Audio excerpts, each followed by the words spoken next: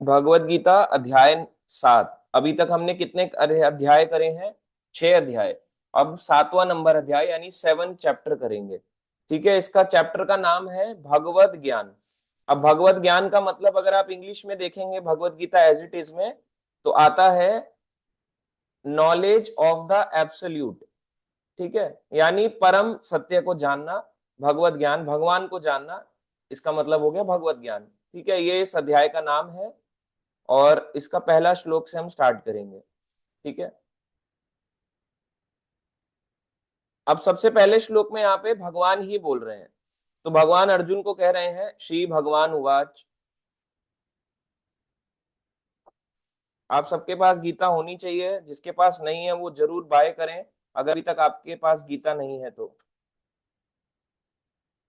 मयि आसक्त मना पार्थ योगम युंजन मताश्रया असंशयम समग्रम माम यथा ज्ञास्यसि तच्छृणु। अब भगवान कह रहे हैं श्री भगवान ने कहा। तो यहाँ पे देखो हर जगह क्या मिलता है, एक ही बात मिलती है पढ़ने में, श्री भगवान ने कहा। कहीं पे नहीं लिखा कृष्णावाच, ऐसा कहीं नहीं लिखा, हर जगह कृष्ण को श्री भगवान ही कहा गया। ठीक है, तो ये श्री भगवान ने कहा, क्या कहा? हे पृथा पुत्र, यानी अर्जुन को कह रहे हैं, पृथा उनकी माता कुंती, हे पृथा पुत्र, अब सुनो कि तुम किस तरह, कैसे, किस तरह मेरी भावना से पूर्ण होकर, यानी मेरी भावना यानी कृष्ण भावनामृत, या कह सकते हैं मेरी कॉन्शियसनेस से पूर्ण होके, पूरी तरह से होकर, मन को मुझ में आसक्त करके, मन को क्या करना है? भगवान से अटैच करके, योगाभ्यास करते हुए, यानी ये जो अभ्यास है भगवान का, ये जो प्रैक्टिस ऑफ योगा है, इसको अभ्यास करते हुए मुझे पूर्णतया संशय रहित जान सकते हो। है ना? अब भगवान कह रहे हैं किस तरह, अब वो प्रोसीजर बताएंगे कि कैसे भगवान को पूरी तरह से जाना जा सकता है। ये भगवान यहाँ पे बोल रहे हैं, तो सिंपल सा है, प्रोसीजर ऑफ नोइंग गॉड, ये पहले श्लोक का मतलब है।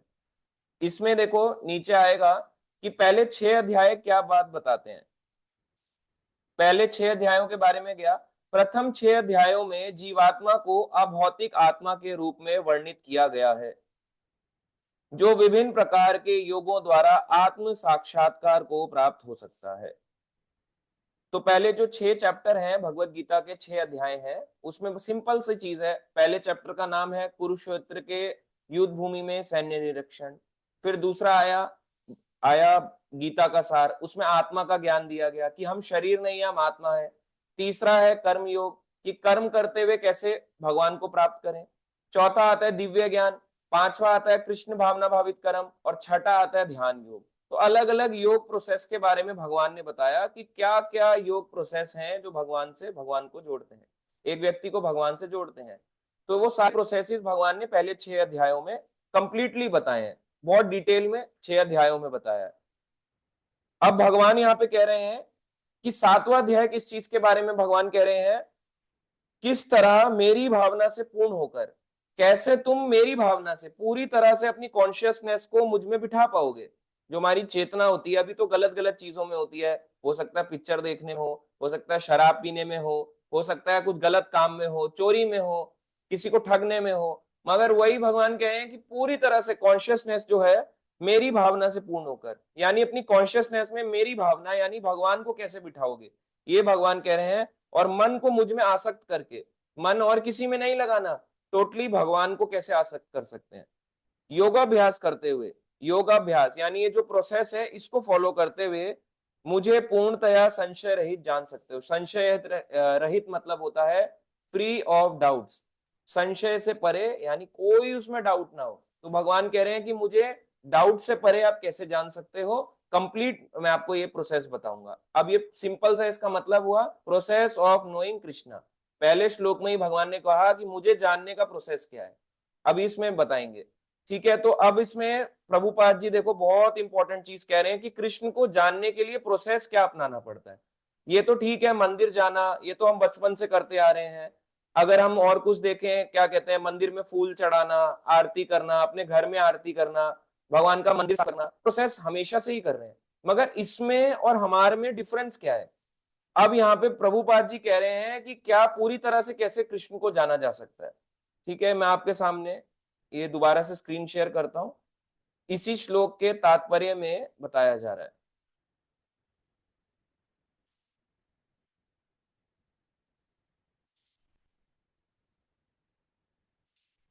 परमेश्वर कृष्ण पर ध्यान की एकाग्रता को नवदा भक्ति के द्वारा संभव बनाया जाता है। भगवान को कैसे ध्यान लगाएंगे? जो भगवान ने ध्यान योग बताया वो तो बहुत मुश्किल है, उस तरह तो कभी भी मन कभी भगवान में नहीं लगेगा, कभी ध्यान भगवान में नहीं जाएगा। तो ध्यान लगाने के लिए मन भगवान को देना पड़ेगा, और जब मन देना है, हर समय भगवान का चिंतन होना चाहिए, हर समय भगवान का ध्यान होना चाहिए, तो ध्यान कैसे आएगा? मुझे अगर किसी चीज का ध्यान करना है कि मेरे माइंड में आए, तो कैसे ध्यान आएगा? तो वो ध्यान आएगा जब मैं उसके बारे में सुनूंगा या उसके प्रोसेस को फॉलो करूंगा। ऐसे ही आता है मन में, अगर कोई मुझे गाली दे दे, जब तक मैं गाली सुनूंगा नहीं, तो मेरे मन में गाली आएगी कैसे, या गलत बात आएगी कैसे? तो वैसे ही जब तक कृष्ण के बारे में सुनूंगा नहीं, तो कृष्ण आएंगे कैसे? तो इस प्रोसेस को बोला गया नवदा भक्ति। नवदा भक्ति का मतलब है, अगर इजी वे में बताया जाए, 9 प्रकार की भक्ति। तो 9 प्रकार की भक्ति होती है। सबसे पहले उसमें आता है श्रवणम, यानी भगवान के बारे में सुनना। जो सुनता अच्छा है, फिर वो दूसरी चीज आती है नवदा भक्ति में, कीर्तनम। वो अच्छा कीर्तन कर सकता है। कीर्तन का मतलब चैंटिंग या करताल मृदंग लेके कीर्तन हो गया, या भगवान के बारे में बोलना। वो जितना अच्छा जो सुनता है, उतना अच्छा वो बोल भी सकता है। जिसकी हियरिंग पावर स्ट्रांग है, उसकी बोलने की पावर भी बहुत स्ट्रांग होगी। तो ये हमारे ऊपर है, हमने कितना उसको ध्यान से सुना। उसके बाद अगर हमने ध्यान से सुना, तो हमारी बोलने की पावर में भी उतनी स्ट्रांग आएगा। इसलिए ये सब चीजें, कीर्तनम बाद में आता है, तो पहले श्रवणम, श्रवण कीर्तन। फिर नवदा भक्ति में तीसरा आता है, वो आता है स्मरणम। अब भगवान का स्मरण होगा जब हम पहले सुनेंगे, फिर बोलेंगे, फिर भगवान दिमाग में बैठेंगे। प्रोसेस आपको समझ आया? भगवान ने 2 कान और 1 मुंह दिया है, क्यों दिया है? ज्यादा सुनो और कम बोलो। अगर ज्यादा बोलेंगे और कान ऐसे बंद करके कम सुनेंगे, तो भगवान यहाँ पे नहीं बैठने वाले। तो पहले ज्यादा सुनना है। सुनने का मतलब क्या है? कथा को सुनना भी कह सकते हो, या सुनने का मतलब एक और है, जब हम खुद इसको पढ़ते हैं। जैसे मैंने यहाँ पे पढ़ा श्री भगवान उवाच, या मैंने मन ही मन पढ़ा श्री भगवान उवाच, अब ये मेरे मन में पढ़ा धीरे से, पर पढ़ा तो सही ना, श्रवण तो हुआ ना। मेरे माइंड ने भी तो बोला कि सुन। मेरे माइंड ने भी तो फोकस लगाया ना कि सुन, कि श्री भगवान उवाच। इसमें आंख से बोल, इसमें देख रहे हैं, तब भी तो कुछ गया ना। इसको कहते हैं श्रवण। तो श्रवण का मतलब केवल ये नहीं है कि मैंने बोला या किसी ने बोला तो वही श्रवण होता है, पढ़ना भी श्रवण होता है। अगर आप पढ़ोगे, यानी हियरिंग और रीडिंग। रीडिंग भी बोला जाए तो मेनली स्टडिंग। अगर आप इन शास्त्रों को सही रूप से पढ़ोगे, ध्यान से अपना समय निकाल के पढ़ोगे, तो आपको समझ में आएगा कि भगवान है क्या। तो पहला हियरिंग, 2 कान दिए हैं, फिर मुंह दिया है, अब मुंह से कीर्तन करो।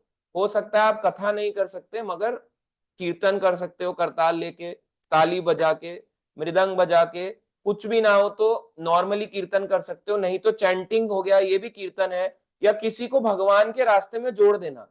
प्रचार भी वही कर सकता है जिसका खुद का वो स्ट्रांग हो सकता है आप वैसे कई लोग गीता बांटते हैं। अभी गीता मैराथन चलता है, बांटने को तो आप गीता बांट दो, वो चीज तो बहुत अच्छी है। मगर आप उसको एड्रेस कैसे करोगे? अगर वो कुछ सीखना चाहता है, आपने बांट दिया, ये आपका इनिशियल स्टेप था, मगर इनिशियल स्टेप के लिए भी तो पावर चाहिए। अगर मैं किसी को बोलूं गीता ले लो, तो कन्विंसिंग पावर भी तो होनी चाहिए। तो कन्विंस कैसे कर पाऊंगा? जब मैं खुद कन्विंस्ड होऊंगा उस बात को लेके। जब मैं खुद कन्विंस्ड हूं कि कृष्ण ही भगवान है, तभी तो मैं दूसरे को बोल पाऊंगा भक्ति मार्ग में आओ। जब मुझे खुद ये मार्ग अच्छा लगेगा, तभी तो मैं दूसरे को बोलूंगा कि तुम भी ये मार्ग को फॉलो करो। अगर मैं खुद ही कन्विंस्ड नहीं हूं अपनी बात से या भगवान की वाणी से, तो मैं दूसरे को भी नहीं बोल सकता। तो जिसका श्रवण अच्छा है, यानी जो पढ़ता है, अपना समय देता है भगवान के लिए, वो कीर्तन, उसकी चैंटिंग भी अच्छी होगी, वो बोलेगा भी अच्छा, इस तरह से। ठीक है, तो मुंह इसलिए बोला गया कि मुंह का यूज किस लिए करना चाहिए? भगवान की सेवा के लिए, भगवान के लिए करना चाहिए मुंह का इस्तेमाल। बाकी सबके लिए भी करें, पर भगवान के लिए जरूर करें। और जब आप कुछ चीज सुनते हो और बोलते हो, जैसे गाना मैंने सुना और बोला, है ना? जैसे मैंने कोई गाना सुना, कोई भी सुना, एक बॉलीवुड म्यूजिक ले लिया, ठीक है, एग्जाम्पल से समझाते हैं, विदाउट एग्जाम्पल कुछ समझ आता? केवल हम यहाँ पे इसको नॉर्मल चर्चा नहीं करेंगे, इसको एग्जाम्पल के साथ समझाएंगे। तो जैसे मैंने गाया, तुम ही हो, मेरी जिंदगी तुम ही हो, अब मैं बोल रहा हूं, पहले मैंने सुना, फिर मैंने बोला। अगर मैंने सुना ही ना होता, आप कहोगे प्रभु जी आपने भी सुना है, अगर जो बोले मैंने नहीं सुना वो सबसे बड़ा झूठा है, वो सबसे बड़ा झूठा है, वो कितना भी बड़ा हो, ट्रेन में भी गाने सुन सकता है वो, उसका कान तो है ही उसके पास भी, जब वो गाली सुन सकता है तो उसके दिमाग में वो कैसे गाना नहीं कैसे गया, कहीं ना कहीं तो सुना होगा, हो सकता है वो इस चीज से परे हो, मगर कहीं ना कहीं तो सुना होगा, फ्लाइट में, बस में, ट्रेन में, मेट्रो में, रिक्शा में, ऐसा हो ही नहीं सकता कि कहीं ना कहीं ना सुना हो, नहीं सुना तो आपके पास आपका मोबाइल आपका सबसे बड़ा दुश्मन है, तो वही आपको सुनाएगा, सुना सबने होगा, तो मैंने कहीं ना कहीं से मान लो सुना, ठीक है, सुनने के बाद मैंने गाया, अब गाने के बाद मेरे इमेज बनेगी जो मैं बोलूंगा, पहले सुनूंगा, सुनने के बाद अगर मैं बोलूंगा उसको तो इमेज वो बनेगी, अरे वो ऐसा था तो इमेज बनती है।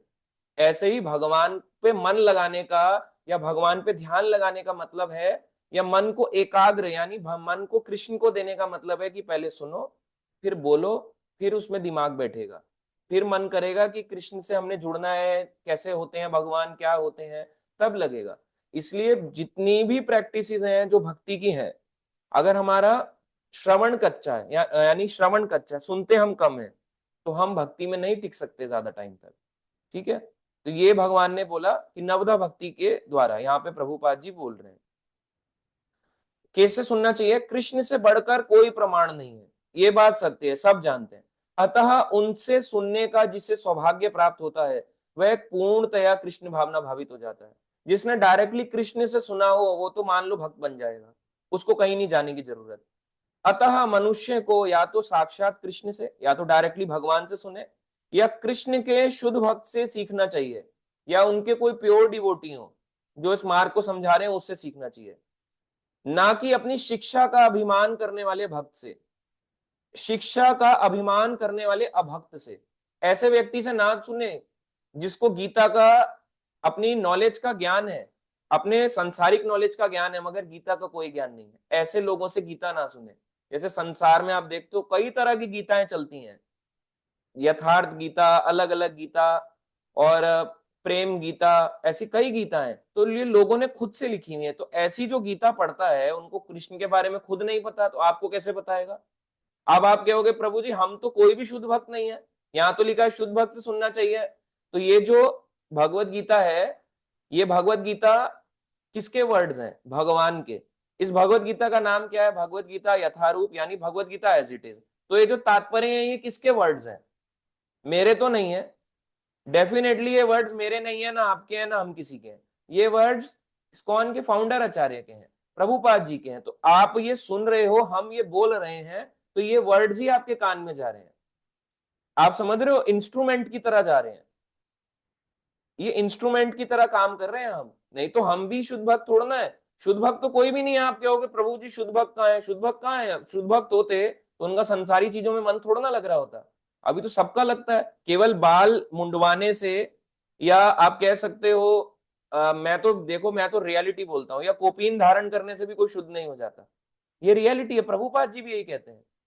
और भक्ति विनोद ठाकुर तो कहते थे कलयुग में कैसे लोग होते हैं, वो कोपीन वस्त्र धारण करते हैं ऑरेंज कलर का, माथे को हेड शेव करते हैं, और ऐसे करके शिखा बांधते हैं लंबी, गले में कंठी का धारण करते हैं, और ऐसे व्यक्ति क्या कहलाते हैं, कलयुग के चेला, ये व्यक्ति कलयुग का चेला है। तो अभी हम लोग तो इस लायक है ही नहीं, है ना, नाके तिलक गोलई, गोलई माला यही एकता कोलेर चेला, तो ये बोल भी रहे हैं, अरुणांशु प्रभु जी ने बहुत अच्छा लिखा श्लोक। तो ये आप बताया जा रहा है कि नाके तिलक, ये तिलक लगाया, गलई माला, यहाँ माला पहनी, और कंठी पहनी, शिखा रखी, ये हेड शेव कराया, अब हम क्या बन गए, अब हम कलयुग के चेले बन गए। इसलिए शुद्ध भक्त तो कोई भी नहीं है, इसलिए जो चीज हम ये रिपीट कर रहे हैं तो ऑलरेडी दी हुई है, उसी चीज को हम बोल रहे हैं, वही चीज हम बता रहे हैं, अगर अपना कोई फालतू चीज बोले तो हो सकता है उसमें गड़बड़ी हो, इसलिए हम वही बोलना चाहिए जो एज इट इज शास्त्रों में दिया गया। अब आगे देखते हैं क्या लिखा है यहाँ पे।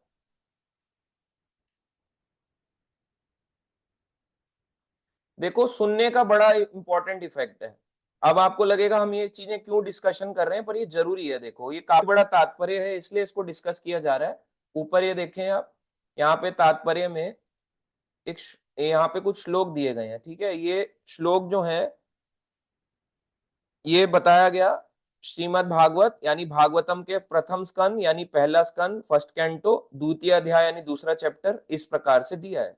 तो फर्स्ट कैंटो सेकंड चैप्टर में ये सारे श्लोक दिए हैं, इसलिए हम इसका तात्पर्य एक बार पढ़ लेते हैं, इसका अनुवाद।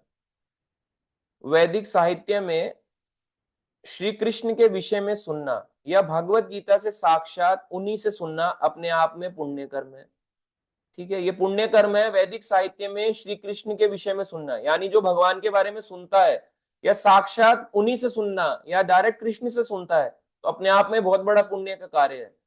और जो प्रत्येक हृदय में वास करने वाले भगवान कृष्ण के विषय में सुनता है, जो भगवान कृष्ण के विषय में सुनता है, जो हर किसी के दिल में परमात्मा रूप में रहते हैं, क्या होता है देखो सुनने से, उसके लिए वे शुभ इच्छुक मित्र की भांति कार्य करते हैं, यानी उसके अच्छे मित्र की तरह कार्य करते हैं, उसका बेस्ट फ्रेंड बन जाएंगे यदि आप भगवान के बारे में सुनोगे। और जो भक्त निरंतर उनका श्रवण करता है, जो कॉन्टिन्यूअसली भगवान के बारे में सुनता है, उस वे शुद्ध कर देते हैं। ये गारंटीड है, ये भागवतम में दिया गया, देखो ये कोई मजाक की बात नहीं है, ये सच बात है। उसे वे शुद्ध कर देते हैं। जो डायरेक्टली सुनता रहता है सुनता रहता है सुनता रहता है, पर सुनने का मतलब केवल सुनना नहीं है, पढ़ना भी है। दोनों चीजें जो कॉन्टिन्यू साथ साथ चलाता है, उसे वे शुद्ध कर देते हैं। इस प्रकार भक्त अपने सुप्त दिव्य ज्ञान को यानी सोए हुए दिव्य ज्ञान को, इस शरीर में हम अपने दिव्य ज्ञान को भूल चुके हैं, फिर से पा लेता है। ज्यो ज्यो वह भागवत तथा भक्तों से कृष्ण के विषय में अधिकाधिक सुनता है, यानी भागवत यानी भागवतम, अगर आप भागवतम से सुन रहे हैं तो ये आचार्यों की वाणी है। अगर आप पढ़ रहे हो तो क्या हुआ, इसका मतलब आप डायरेक्टली भागवतम से सुन रहे हो, तो पढ़ना भी बहुत बड़ी सेवा होती है। भक्तों से कृष्ण के विषय में अधिकाधिक सुनता है, त्यों त्यों वह भगवत भक्ति में स्थिर हो जाता है। अगर हमें स्थिर होना है, भक्ति में टिके रहना है, तो ये करना पड़ेगा, भागवत यानी पढ़ना भी पड़ेगा, और भक्तों से कृष्ण के विषय में अधिकाधिक सुनता है, तब वो भक्ति में स्थिर हो जाता है। भक्ति के विकसित होने पर जब उसकी भक्ति बढ़ जाएगी, वह रजो तथा तमो गुणों से मुक्त हो जाता है, तब वो ऐसे गुणों से मुक्त हो जाएगा। और इस प्रकार भौतिक काम तथा लोभ कम हो जाते हैं, यानी भौतिक काम लस्ट भी हो सकता है, भौतिक इच्छा भी हो सकता है, लोभ यानी लालच, ये कम हो जाते हैं। जब ये कलमश दूर हो जाते हैं तो भक्त सतोगुण में स्थिर हो जाता है।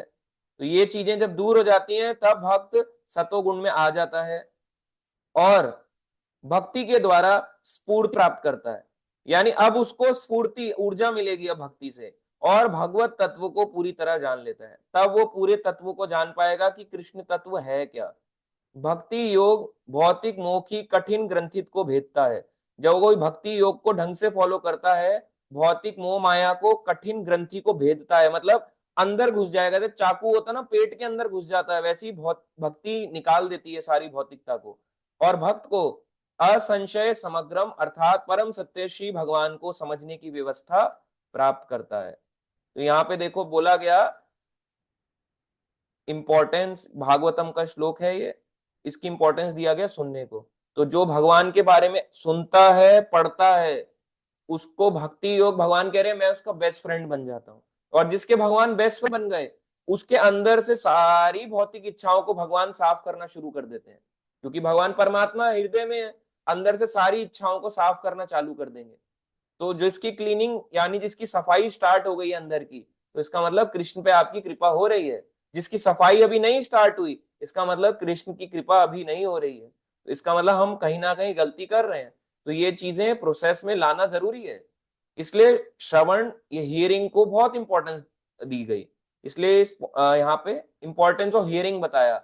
इसमें है प्रोसेस ऑफ नोइंग कृष्णा। अगर पहले श्लोक में यह भगवान कह रहे हैं कि मैं तुम्हें बताऊंगा कि कैसे मुझे जान सकते हो, तो कैसे जान सकते हो, प्रभुपाद जी ने तात्पर्य में बताया, सुनने से, पढ़ने से, इन सब से जान सकते हो। तत्व को जानना है तो ये करना पड़ेगा, बिना उसके कोई तत्व को नहीं जान सकता। यहीं पे प्रभुपाद जी कह रहे हैं, बिना सुने पढ़े कोई कृष्ण तत्व को नहीं समझ सकता। बोले मैं पिछले जन्म से लेके आया हूं, ठीक है, उतना ही रहने वाला है, इससे ज्यादा नहीं बढ़ेगा। अगर बढ़ाना है खुद को आगे, तो ये दो चीजें तो करनी ही पड़ेंगी। इसलिए ये चीज इंपॉर्टेंट है। बाकी भक्त आप जितना भी करते हो, पर आपको थोड़ा टाइम निकालना चाहिए इन दो चीजों के लिए, दोनों चीजों के लिए करना चाहिए। केवल भारी रूप से अगर हम भक्ति करेंगे तो ज्यादा समय नहीं टिक पाएंगे।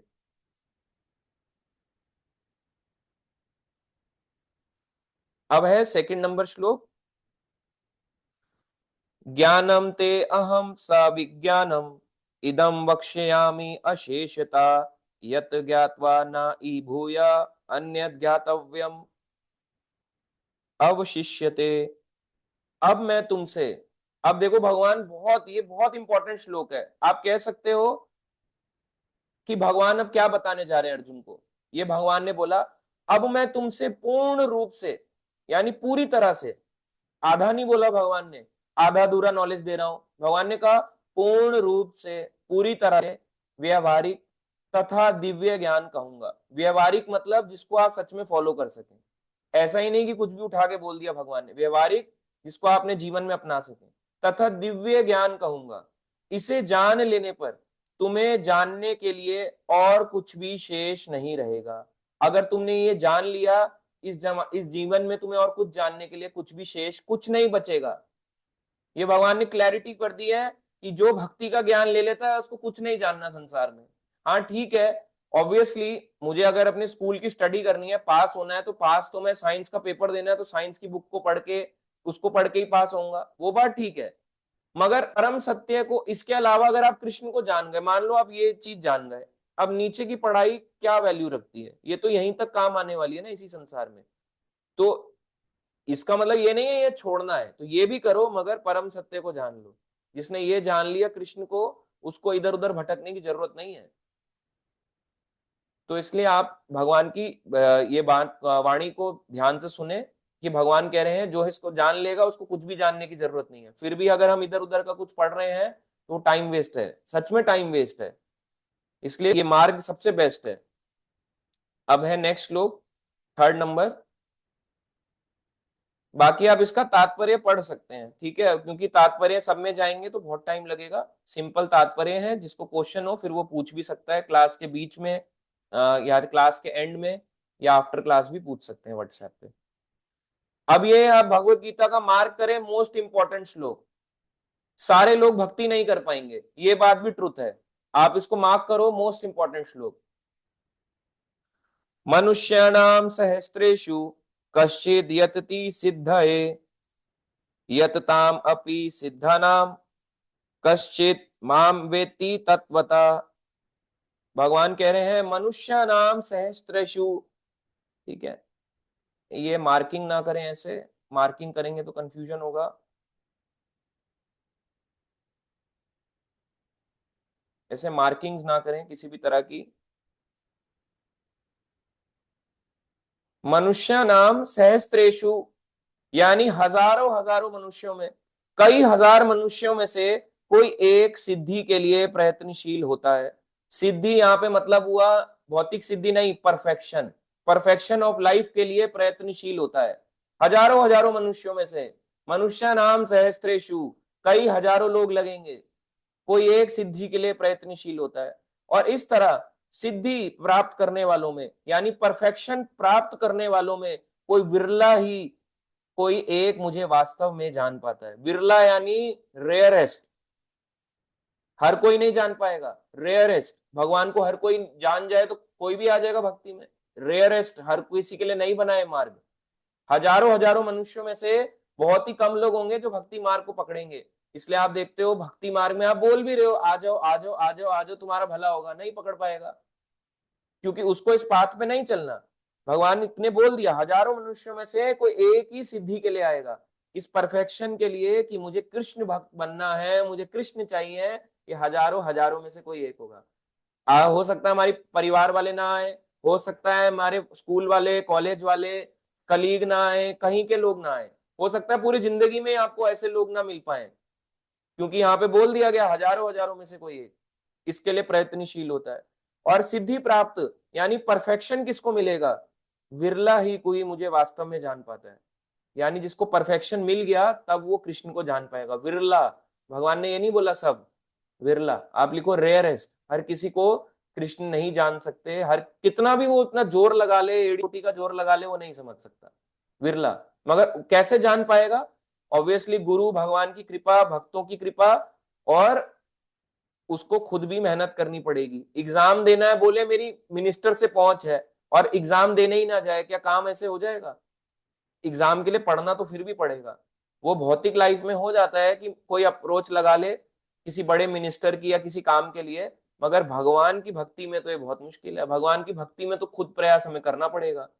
बिना पढ़े शास्त्र बोले मैं भगवत धाम को चला जाऊंगा, नहीं हो पाएगा। भगवान आपकी ऐसी मतलब करने ही नहीं देंगे, आपकी सिचुएशन ही नहीं बनने देंगे ऐसी कि भगवान के धाम को हम जा पाए। इसी श्लोक में है ना, यहाँ पे बताया जा रहा है कि कई लोग कहते हैं, आप इसके तात्पर्य में जाएंगे तो आपको मिल जाएगा, मैं इसमें और अभी आप पढ़ देंगे खुद से तो पता चलेगा कि कई लोग कहते हैं कि भक्ति करना ना बड़ा इजी है, इसलिए हम अलग अलग साधनों में या प्रोसेसेस में जाते हैं।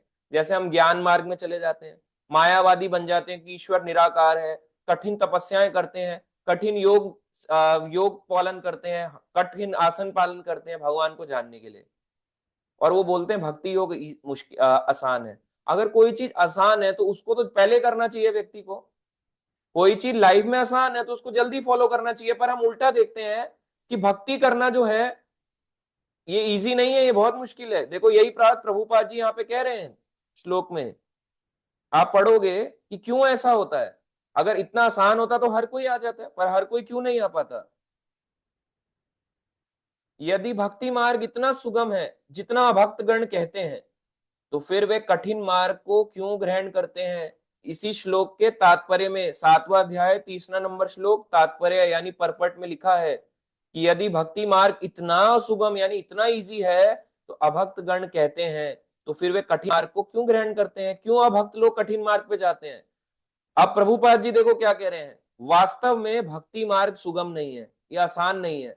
भक्ति के ज्ञान से हीन अनअधिकारी लोगों द्वारा ग्रहण किए जाने वाला तथा कथित भक्ति मार्ग भले ही सुगम हो, यानी भक्ति के ज्ञान से हीन, जिसमें भक्ति का कोई ज्ञान ना हो, ऐसे कई लोग हैं जो फॉलो कर रहे हैं सो कॉल्ड भक्ति मार्ग। किंतु जब विधि विधानों के अनुसार दृढ़ता पूर्वक इसका अभ्यास किया जाता है तो मीमांसक तथा दार्शनिक इस मार्ग से च्युत हो जाते हैं। मीमांसक यानी कि हर कर्म के प्रति फल इच्छा रखने वाले, दार्शनिक यानी बड़े बड़े फिलोसफर्स, वो इस मार्ग से हट जाते हैं। क्योंकि भक्ति के ज्ञान से, बिना ज्ञान के भक्ति करना तो इजी है ना, बस माला पकड़ा दो, कोई सड़क पे मिल गया उसने बोल दिया लीजिए प्रभु जी माता जी हरि नाम लीजिए, हाथ ऊपर कीजिए, हरे कृष्णा कृष्णा कृष्णा हरे हरे, हरे राम राम राम हरे हरे, ये लीजिए माला लीजिए और माला कर लीजिए, हो गया भक्ति। अब हम आप घर में बैठ के माला कर रहे हैं, इसमें कोई भक्ति का ज्ञान नहीं है, भक्ति के ज्ञान से हीन है। इसलिए ये मार्ग तो सुगम है, मगर ये ज्यादा समय तक नहीं टिकने वाला। ये प्रभुपाद जी ने गारंटी से बोल दिया कि जो इस तरह चलेगा, बड़े बड़े फिलोसफर हो, बड़े बड़े मीमांसक हो, मीमांसक यानी कि कर्म मीमांसा एक फिलॉसफी होती है कि बोलते हैं कि कर्म करो, अगला जीवन तुम्हारा आनंदमय होगा, सब चीज ऐसे ही एज इट इज रहने वाली है। ऐसे लोग जो होते हैं ये सब इधर उधर हो जाते हैं, क्योंकि इनको कर्म के प्रति फल की इच्छा है, इनको कोई ज्ञान चाहिए था तब आए थे, इनमें ध्यान लगाने आए थे, या हो सकता है ये कोई सिर्फ फिलॉसफी को जानने आए थे, देखने आए थे क्या है, ये सब इधर उधर हो जाते हैं। जब भक्ति का ज्ञान भक्ति में डलता है ना इसमें, तो तब ये सीधी चलती है ट्रेन, नहीं तो उतरते जाएंगे लोग, एक इधर एक इधर एक इधर एक इधर एक इधर एक इधर एक इधर एक इधर। इसलिए आप कहते हो प्रभु जी ट्रेन तो सीधी जाती है, कई लोग आप देखेंगे इसमें चढ़ते हैं फिर एक साइड से उतर जाते हैं, ये इधर से चढ़ा इधर से उतर गया, इधर से चढ़ा इधर से उतर गया, और ये ट्रेन चलती रहेगी लाइफ की। तो ऐसा क्यों होता है? ऐसा इसलिए होता है क्योंकि उन्होंने भक्ति ज्ञान नहीं लेना, उन्होंने भक्ति ज्ञान से हीन भक्ति करनी है, क्योंकि ये लेना टफ है। इसके लिए आपको क्लास भी लेनी पड़ेगी, नहीं लेनी पड़ेगी तो पढ़ लो डायरेक्टली, ये भी कर सकते हैं। जरूरी नहीं है कि हर किसी के पास जूम हो तभी वो शुद्ध भक्त बनेगा, ये जरूरी नहीं है हर किसी के पास वो हो कथा में जाने का चांस मिले, जरूरी नहीं है। बुक्स का सहारा लेके भी वो भक्त बन सकता है, ये बात ट्रुथ है, इसमें कोई दो राय नहीं है। मगर करो तो सही, प्रोसेस में तो आना ही पड़ेगा। अगर भक्ति के बिना ऐसी बस प्रभु जी हम करते हैं भक्ति, हम जाते हैं बहुत मंदिर, 4 धाम भी करते हैं, और हम अलग अलग जगहों पे परिक्रमाएं भी करते हैं, वृंदावन परिक्रमा, गोवर्धन परिक्रमा, कृपा मिल रही है, मगर अभी भी भक्ति के ज्ञान से हीन भक्ति है। ये हार्ड है पॉइंट, देखो सारे लोग लगे हुए हैं, कोई गोवर्धन परिक्रमा, वृंदावन परिक्रमा, बरसाना परिक्रमा, जगन्नाथपुरी, द्वारकाधीश, रामेश्वरम, अलग अलग मंदिर जा रहे हैं, बद्रीनाथ, केदारनाथ, हर कोई जा रहा है, बड़ी बड़ी परिक्रमाएं कर रहा है। मगर क्या उनके क्या मिसिंग है, उनका आपको क्या लगता है क्या मिसिंग है? अभी हमने जो बताया वो है भक्ति का ज्ञान। बिना भक्ति के ज्ञान के बस फॉलो कर रहे हैं, जिसने जैसा बोला फॉलो कर लिया। अभी एक पिछली बार मैंने एग्जाम्पल बताया था एक मंदिर का जहाँ पे बिंदियां लगाते हैं, तो वहां पे वो बोल भी रहे हैं कि ये मंदिर जो है वो हालांकि वो एक माता का मंदिर है, वो कह रहे हैं कि एक ने बिंदी लगाया, सब आके बिंदी लगाना शुरू कर दिया दीवार पे। ऐसे ही यहाँ पे फॉलोइंग होती है। भक्ति में आपने देखा, अरे ये तो माला जप कर रहा है, कितना खुश है, मैं भी कर लेता हूँ। अच्छी बात है, आप भौतिक चीजों को छोड़ के माला कर रहे हैं, कीर्तन कर रहे हैं, मंदिर आ रहे हैं, सब अच्छा है। मगर जब तक इसमें भक्ति का ज्ञान नहीं आएगा, ये मार्ग ऐसे ही आपका निकल जाएगा, कुछ समय के बाद आप छोड़ दोगे। इसलिए आप कहते हो प्रभु जी कई लोग यहाँ पे चढ़ते हैं और डाइवर्ट भी हो जाते हैं। क्यों डाइवर्जन आ रहा है इतना? क्योंकि उनका भक्ति का ज्ञान नहीं है। अब आपको समझ आया क्यों इतने लोग आ रहे हैं, क्यों लोग छोड़ के जा रहे हैं, क्यों लोग भक्ति में आ रहे हैं, क्यों छोड़ के जा रहे हैं? प्रभु जी कई लोग इस्कॉन में आते हैं, छोड़ जाते हैं, आते हैं, छोड़ जाते हैं, या इधर उधर भटकते रहते हैं, क्यों? उनको ये चीज बर्डन लगती है। उनके लिए सबसे बड़ा बर्डन है कि मुझे क्या पकड़ा दिया ये हाथ में, ये आपने क्या बोल दिया उठपटांग का। मैं तो सोचा था कि बस एक दो बारी बैठ के सुनूंगा, थोड़ी दिन क्लास लूंगा और हो जाएगा मेरा कल्याण। मगर ये तो जिंदगी भर की आफत बढ़ा दी हमने। इसलिए उनको ये भारी लगने लगता है, उनका यहाँ पे भारी होने जाता है, कलेजा उनका हैवी हो जाता है। वो कहते हैं छोड़ दो, कुछ नहीं रखा, आज ही हम छोड़ के चलते हैं। तो इसलिए ये चीज यहाँ पे लिखी गई।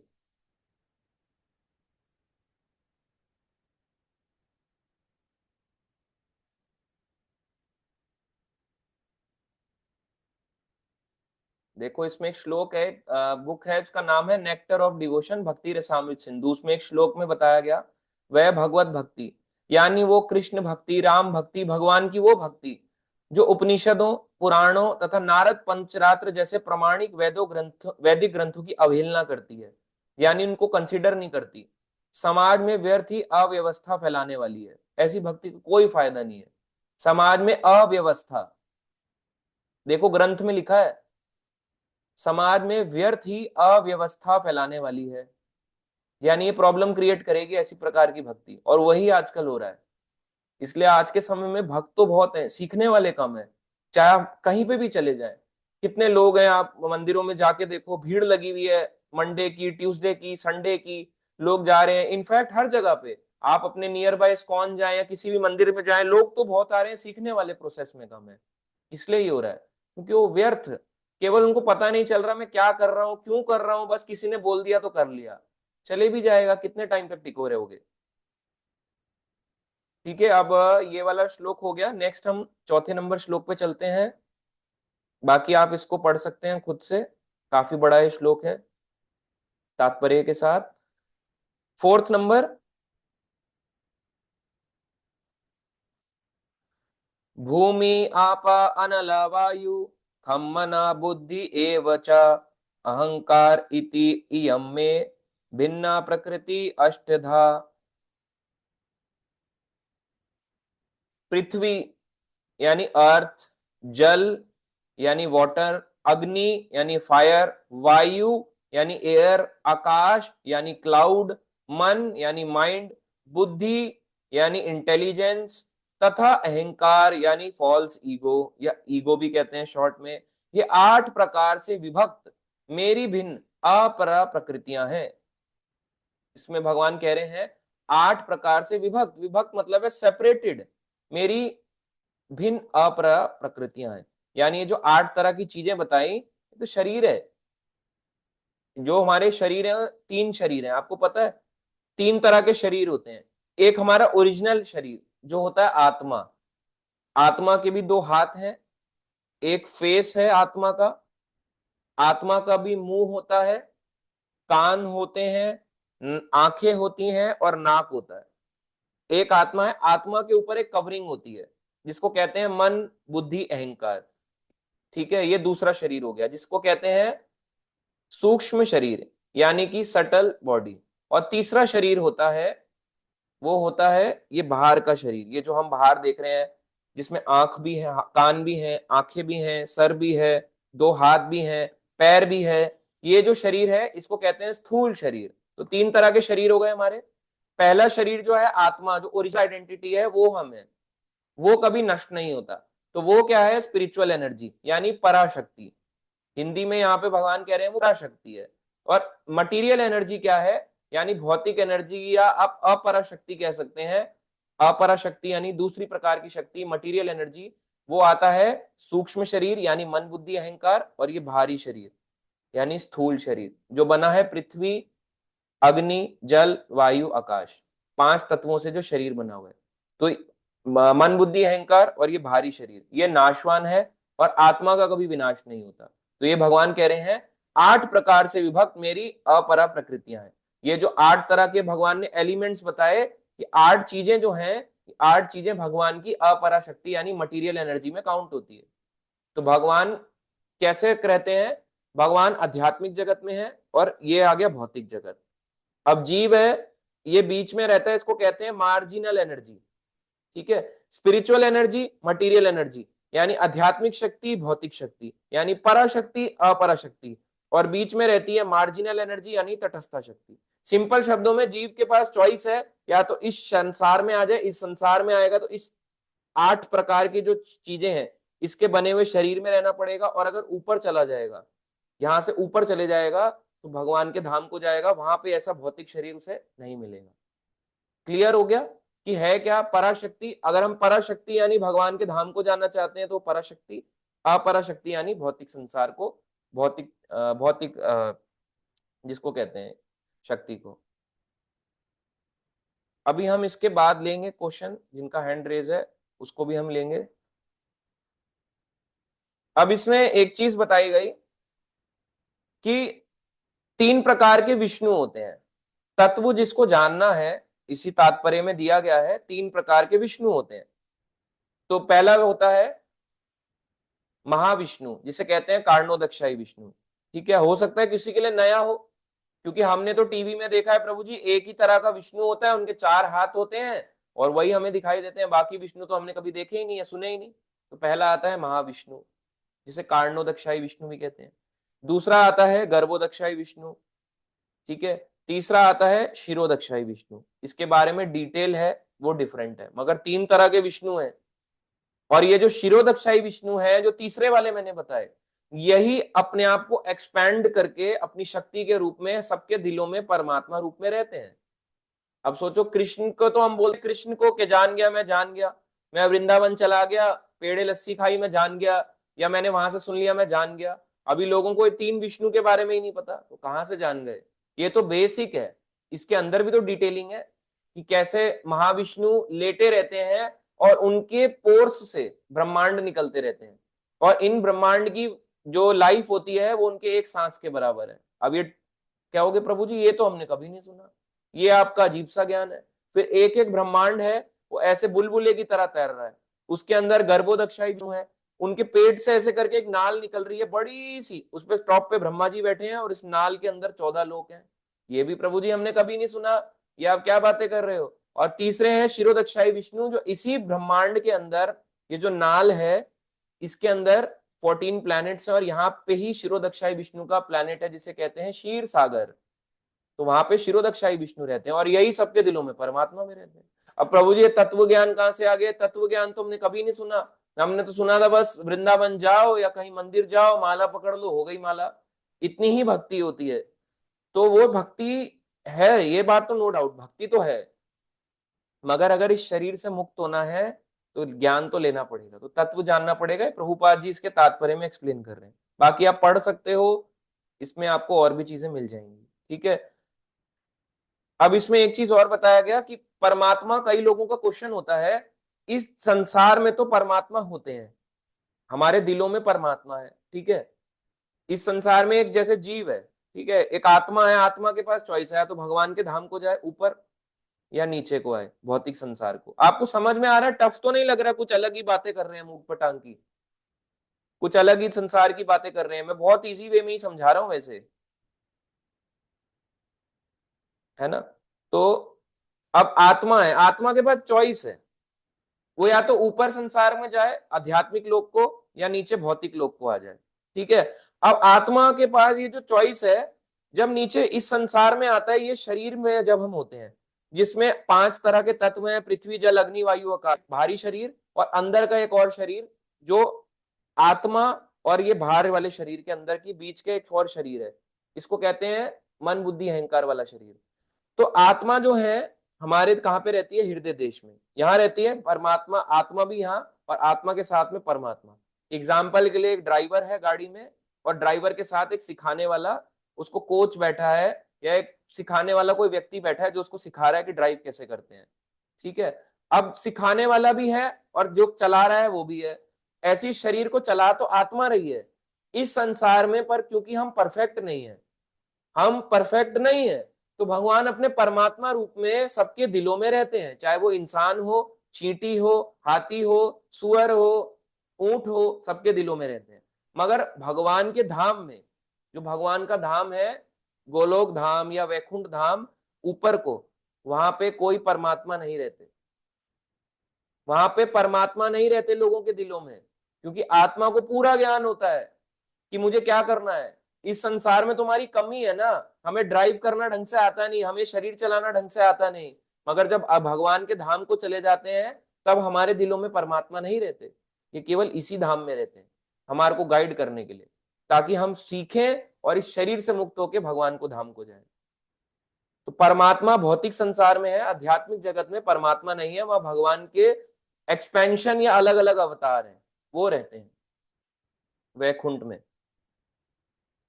ठीक है, ये हो गया 4 नंबर श्लोक। परा अपरा शक्ति, परा शक्ति यानी स्पिरिचुअल एनर्जी, अपरा यानी मटीरियल। परा का मतलब अगर इंग्लिश हिंदी में देखा जाए तो यानी आध्यात्मिक शक्ति, अपरा यानी भौतिक शक्ति। ठीक है,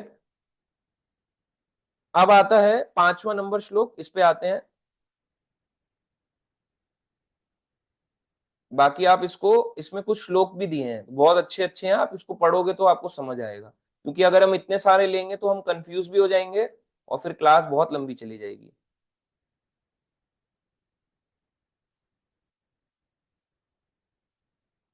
ये है 5th श्लोक। अपरा इयम इता तु अन्याम प्रकृतिम विद्धि में पराम जीव भूताम महाबाहो यया इदम धार्यते जगत। हे महाबाहु अर्जुन, इनके अतिरिक्त मेरी एक अन्य पराशक्ति है, यानी मेरी एक अलग शक्ति है, जिसको क्या पराशक्ति बोला गया है, यानी स्पिरिचुअल एनर्जी।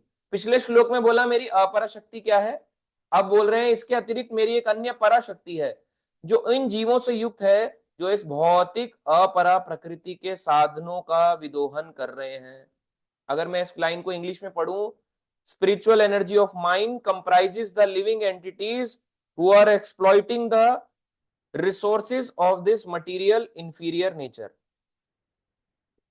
भगवान इसको श्लोक में कह रहे हैं, इसको सिंपल सा मैं समझाता हूं। भगवान कह रहे हैं मेरी अपरा शक्ति आप समझ गए, पृथ्वी जल अग्नि वायु आकाश मन बुद्धि अहंकार, वो अपरा है, वो मटीरियल एनर्जी है। अब मेरी स्पिरिचुअल एनर्जी के बारे में जानो। स्पिरिचुअल एनर्जी है आत्मा, यानी भगवान का अंश।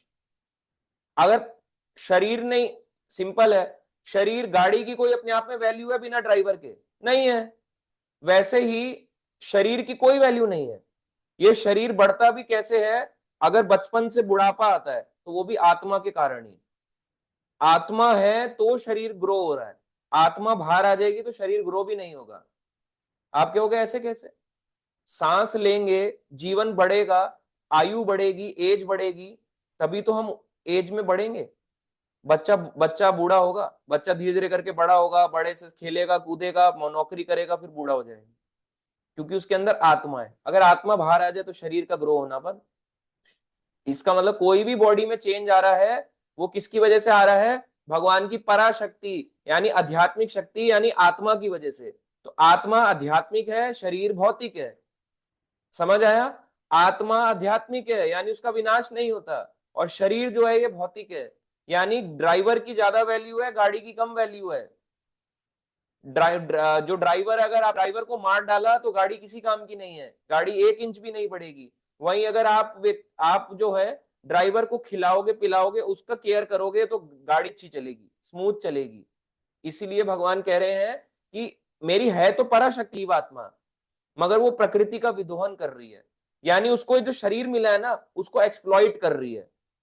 ये भगवान ने बोला, इस शरीर को हम भगवान की सेवा में नहीं लगा रहे, हम एक्सप्लॉइट कर रहे हैं। इधर भी कर लेंगे, थोड़ा सा मजे भी कर लेते हैं, थोड़ा सा एंजॉय भी कर लेते हैं, थोड़ा सा नॉनवेज भी खा लेते हैं, पार्टी भी चले जाते हैं, सब कुछ कर लेते हैं, थोड़ा थोड़ा थोड़ा थोड़ा थोड़ा थोड़ा थोड़ा कर लेते हैं। तो हम एक्सप्लॉइट कर रहे हैं अपने शरीर को और इस रिसोर्सेस को। नेक्स्ट श्लोक पे चलते हैं, छठा नंबर श्लोक।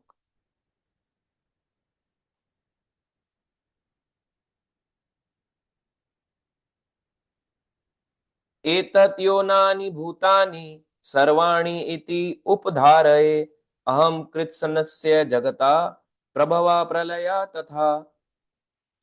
सारे प्राणियों का उद्गम इन दोनों शक्तियों में है। इस जगत में कुछ भी भौतिक तथा आध्यात्मिक है, उसकी उत्पत्ति तथा प्रलय मुझे ही जानो। यानी इस संसार में लिविंग चीज हो या नॉन लिविंग चीज हो, भगवान कह रहे हैं वो मेरे ही कारण है। अगर मैं ही नहीं होऊंगा तो जगत ही नहीं होगा।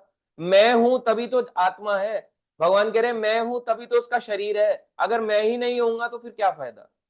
इसलिए क्रिएशन और डिस्ट्रक्शन भगवान के हाथ में, हमारे हाथ में नहीं है। इसमें देखो कई लोग बोलते हैं कि कहाँ ऐसा लिखा है कि आत्मा के हाथ पैर होते हैं। बताओ एक श्लोक कि हमने तो सुना है या हमने टीवी में देखा है आत्मा लाइट की तरह होती है। हमने तो यही सुना है प्रभु जी आत्मा लाइट होती है। आज इस बात को प्रूफ करेंगे कि कौन से श्लोक में कहां पे दिया है। इसी श्लोक में दिया है, देखो।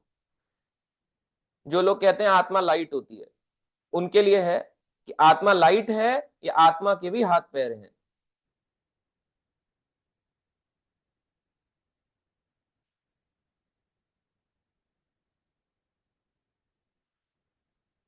जितनी वस्तुएं विद्यमान हैं, जितनी भी वस्तुएं हैं इस संसार में, ठीक है, कोई भी ऑब्जेक्ट है या कुछ भी है संसार में, वे पदार्थ तथा आत्मा के प्रतिफल हैं।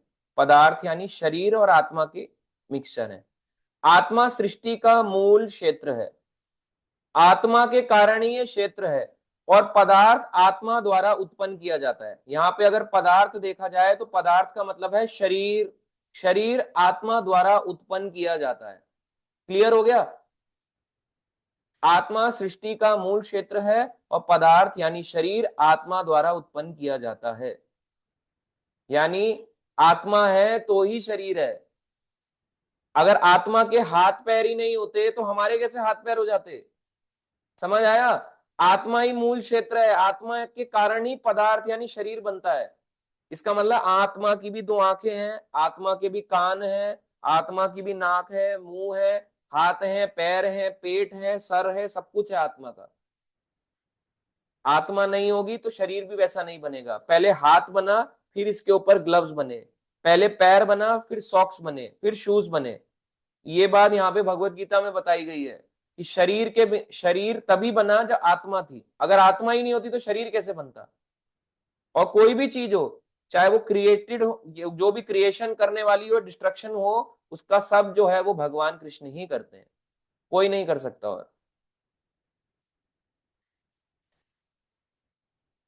और नेक्स्ट श्लोक में चलते हैं, सातवां नंबर श्लोक। तो हम इसको बाकी आगे बढ़ेंगे इस श्लोक से।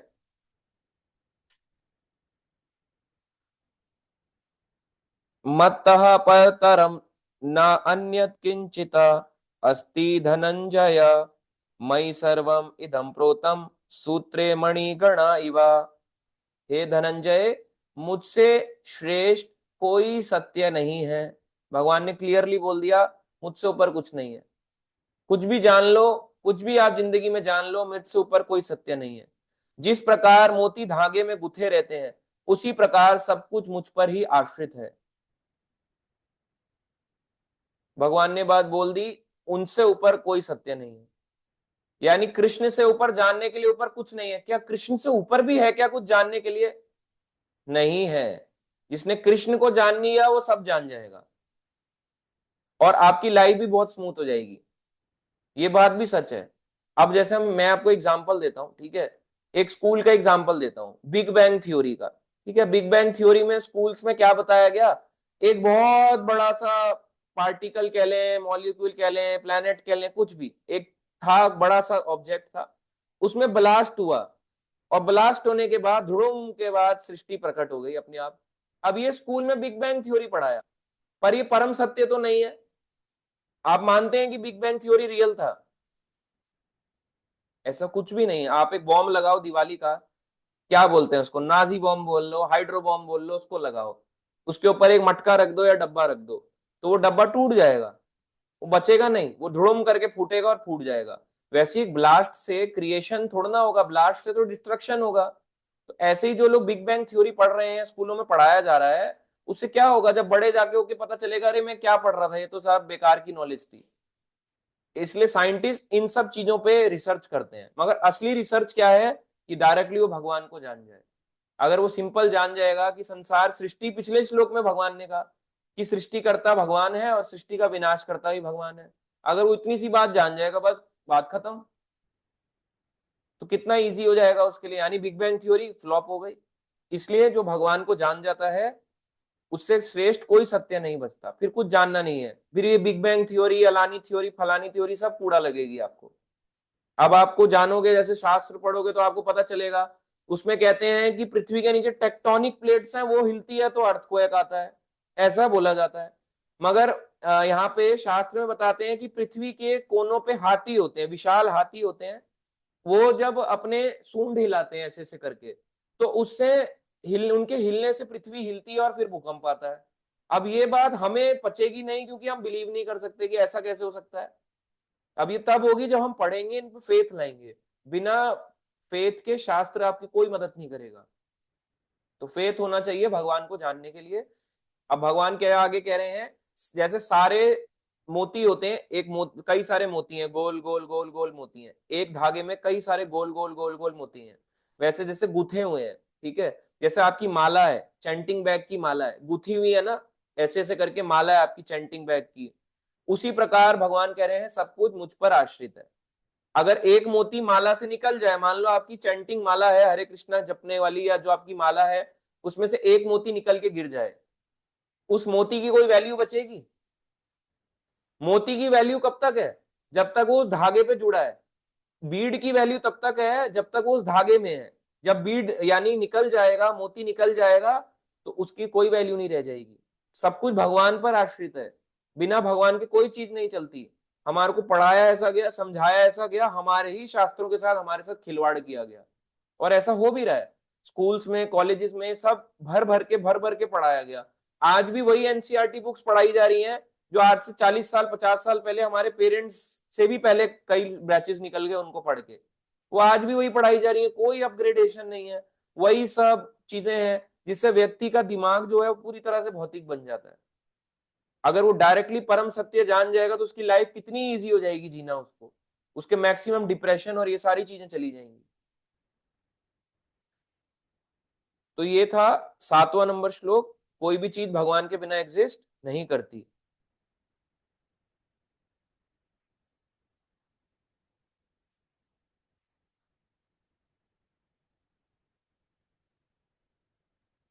नेक्स्ट श्लोक, बाकी इसका तात्पर्य है, कुछ श्लोक हैं, मैंने फिर बोला आप इसको थोड़ा सा पढ़ें, थोड़ा सा आपको भी इनको पढ़ना ही पड़ेगा। 8वां नंबर श्लोक, रसा अहम अप्सु कौन्तेय, प्रभा अस्मि शशि सूर्यो, प्रणवः सर्व वेदेषु, शब्द खे पौरुषम ऋषु। हे कुंती पुत्र, मैं जल का स्वाद हूं।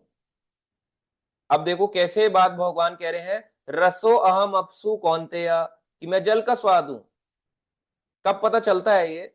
जब आप एक समुद्र के पास जाओ, समुद्र से ऐसे करके ग्लास भर के पानी निकाल पी जाओ। जैसे अभी हम जगन्नाथपुरी गए, समुद्र पे जाओ, इतना खारा पानी है, आप पी नहीं सकते, पचा नहीं सकते समुद्र के पानी को। ये तो मैंने ये एग्जांपल दिया जिन्होंने फर्स्ट टाइम कभी समुद्र देखा हो या कोई देखा हो। आप इस साइड को चले जाओ, हमारे इंडिया में इस साइड बे ऑफ बंगाल है, इधर अरेबियन सी है, इधर को जाओ, तब भी आप देखोगे तो इधर भी खारा मिलेगा। नीचे जाओ साउथ इंडिया में, रामेश्वरम को जाओ, वहां का पानी पियो, वहां का भी खारा मिलेगा। जल का स्वाद तो नहीं आ रहा।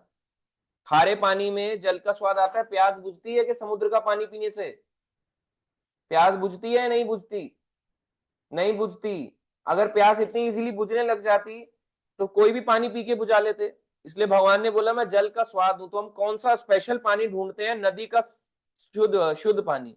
और अभी हम कुछ पहले पंचप्रयाग एक यात्रा पे ले गए थे, तो वहां पे भक्तों को फील हुआ कि समुद्र का पानी तो कोई नहीं पी सकता, मगर नदी का पानी कोई भी पी सकता है।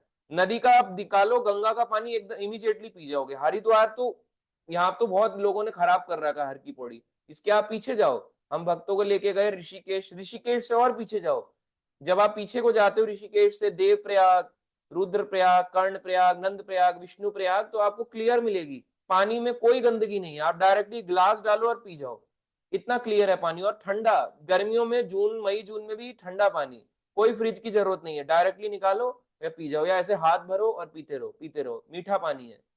तो वो जल का स्वाद कैसे आ रहा है? वो भगवान कृष्ण के कारण है। ये भगवान ने बोला मैं जल का स्वाद हूं।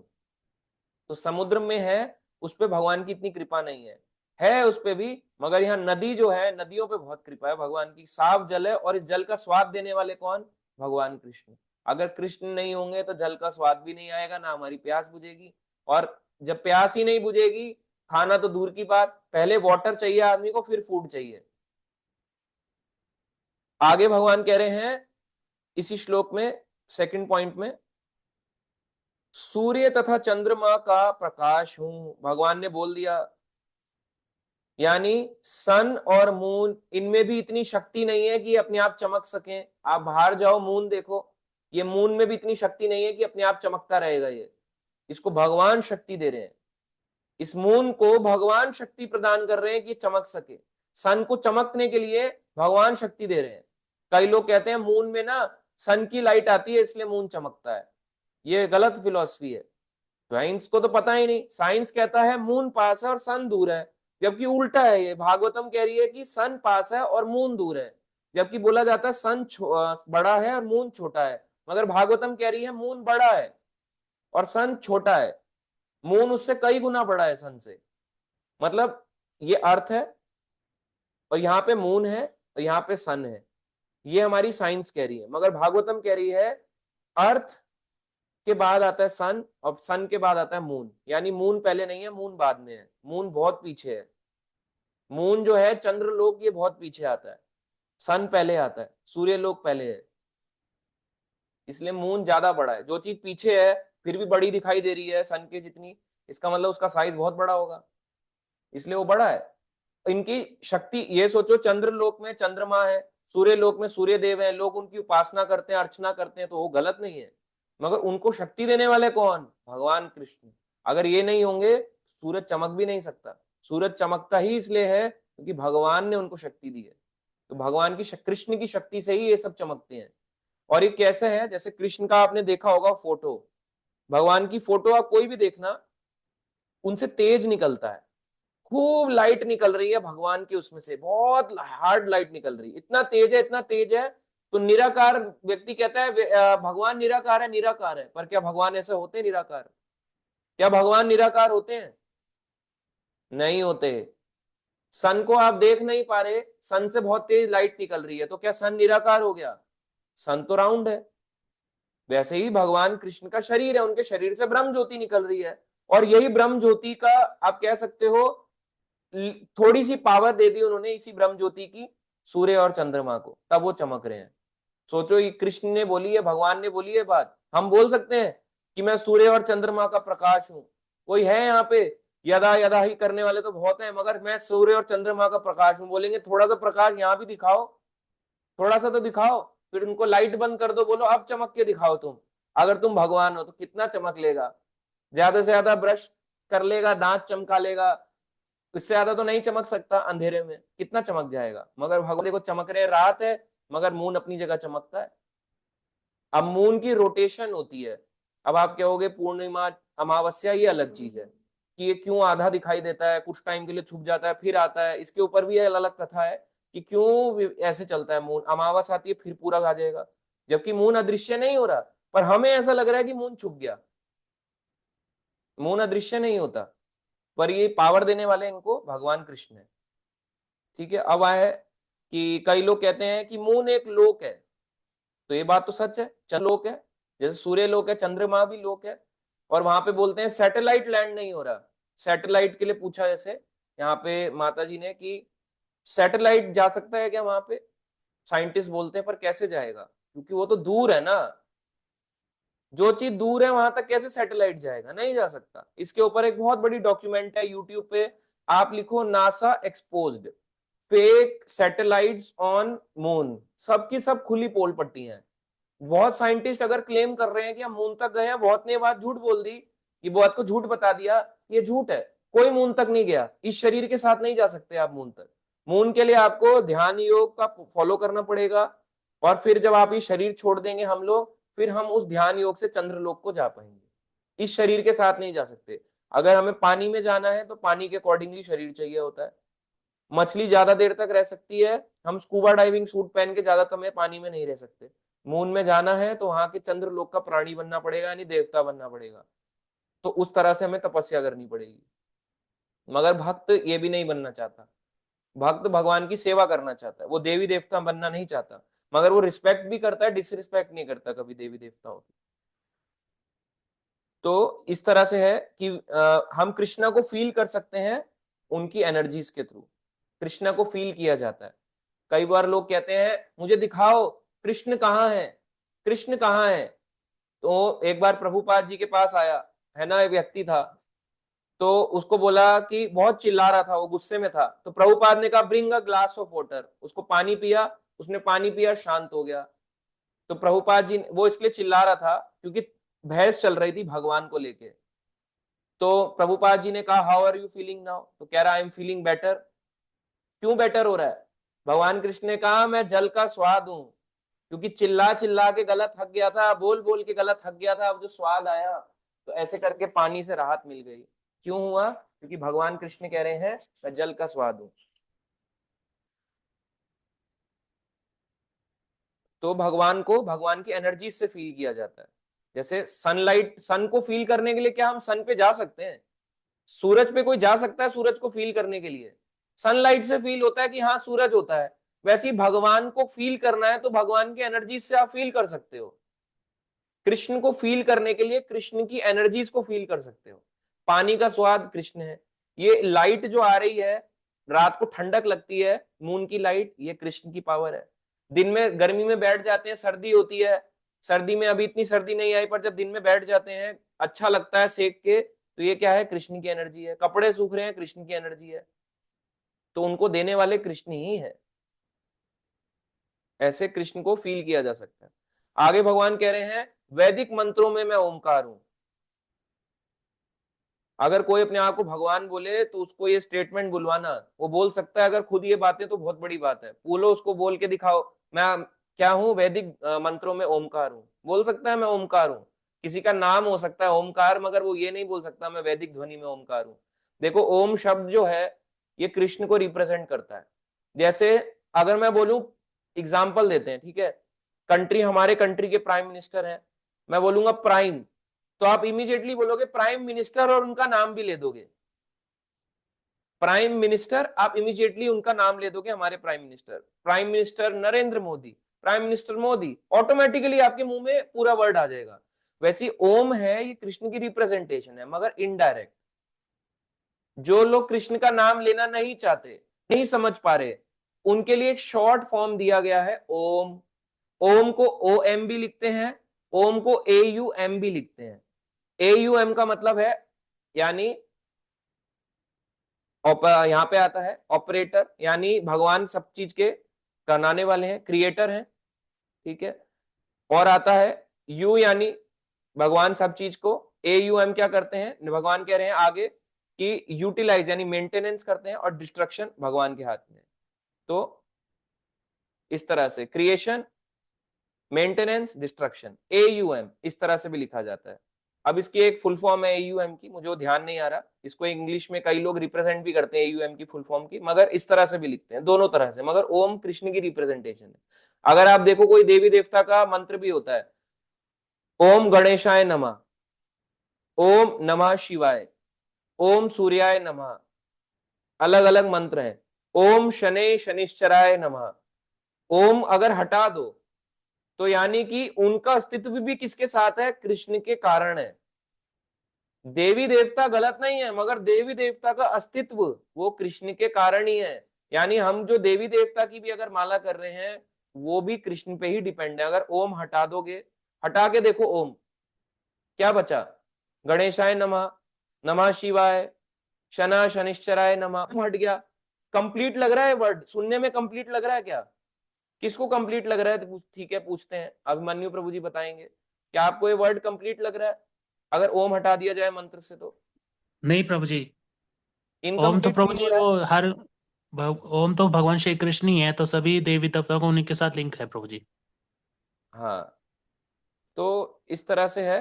विदाउट, यानी अगर आप ओम हटा दो, उसके बिना जप करो, तो फील नहीं आएगा। तो इसलिए कृष्ण के बिना किसी भी देवी देवता का अस्तित्व भी नहीं है। इसलिए भगवान ने बोला मैं वैदिक ध्वनि में ओमकार हूं। आगे भगवान कह रहे हैं मैं आकाश में ध्वनि हूं। आकाश में ध्वनि, आपने देखा होगा आकाश में बादल गड़गड़ाते हैं, तो ये कौन है? ये भी कृष्ण ही है। इससे पता चलता है कृष्ण के ये रिप्रेजेंटेशन है। और भगवान कह रहे हैं मनुष्य में सामर्थ्य हूं, यानी हमारी एबिलिटी है। आपको मैं बोलूंगा मेरा सामर्थ्य देखा तूने, मैं क्या क्या कर सकता हूं, तो ये जो मेरा सामर्थ्य भी है ना, ये कृष्ण ही है। अगर आज कोई फर्स्ट आ रहा है, उसका जो ये सामर्थ्य, उसकी एबिलिटी है, ये कृष्ण है।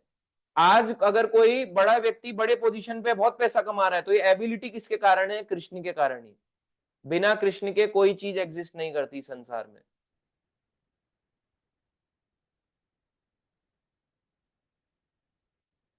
नेक्स्ट, 9वें नंबर श्लोक, आज का थर्ड लास्ट श्लोक। सिर्फ 3 श्लोक हैं, छोटे छोटे हैं। अब आगे भगवान कह रहे हैं पुण्य गंधा पृथिव्याम चातेजा चा अस्मि विभावसो जीवनम सर्वभूतेषु तपः चा अस्मि तपस्विषु। मैं पृथ्वी का आद्य सुगंध हूं, यानी ओरिजिनल। आद्य यानी कि ओरिजिनल, सुगंध यानी फ्रेग्रेंस। यानी भगवान कृष्ण ये बात बोल रहे हैं, पृथ्वी की जो सुगंध है, ओरिजिनल फ्रेग्रेंस, वो भगवान कृष्ण कह रहे हैं मैं हूं। अग्नि की ऊष्मा हूं, यानी आग से जो गर्मी निकलती है वो भी मेरे कारण है। मैं समस्त जीवों का जीवन तथा तपस्वियों का तप हूं, यानी तपस्वी भी तप नहीं कर सकता। ये कौन है? वो तप भी कृष्ण ही है। जैसे इसमें एक श्लोक में बोला गया कि अग्नि की ऊष्मा, पेट के अंदर भी आपको पता है जठर अग्नि होती है। अगर पेट के अंदर की अग्नि जो हो वो खराब हो जाए, हमारे पेट के अंदर अगर गैस वो होते हैं, एसिड्स होते हैं, अलग अलग तरह के एसिड्स हैं। अगर वो एसिड्स जो है, एसिड्स काम करना बंद कर दें, तो खाना को जो तोड़ने का काम होता है, क्या वो जला पाएगा?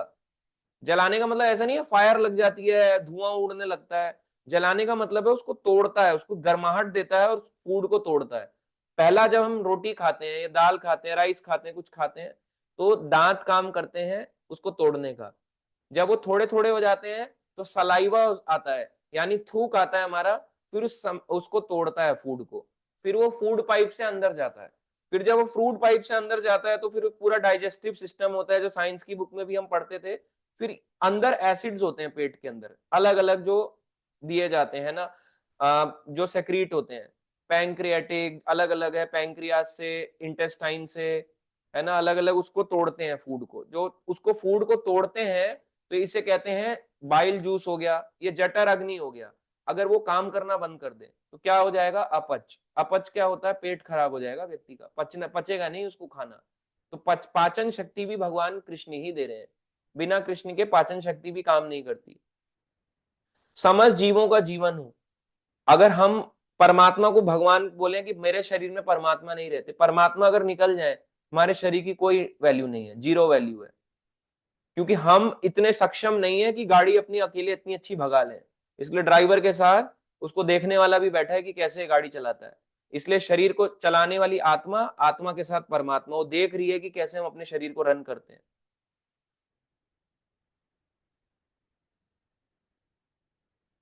और भगवान, एज भी जो है हमारी, ये कृष्ण के कारण ही। अगर कोई बड़ा है तो भगवान कृष्ण के कारण। कोई बच्चा कई बार छोटी उम्र में ही मर जाता है, क्यों? भगवान कृष्ण के कारण, क्योंकि उसके बुरे कर्म थे तो भगवान कृष्ण ने उसकी जान ली, उसको जबरदस्ती नहीं मारा।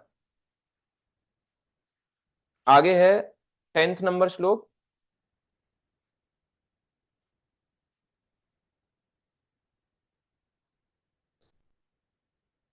बीजम माम सर्वभूतानां विद्धि पार्थ सनातनम, बुद्धि बुद्धि मतामस्मि, तेजा तेजस्वी नाम अहम। हे पृथापुत्र, यह जान लो कि मैं ही समस्त जीवों का आदि बीज हूं। ओरिजिनल सीड मैं ही हूं। ओरिजिन मेरे से ही सब कुछ स्टार्ट हुआ। कोई स्टार्ट करने वाला नहीं है, मैं ही हूं। बुद्धिमानों की बुद्धि हूं और समस्त तेजस्वी पुरुषों का तेज हूं। भगवान ने बात यहाँ पे बोल दी।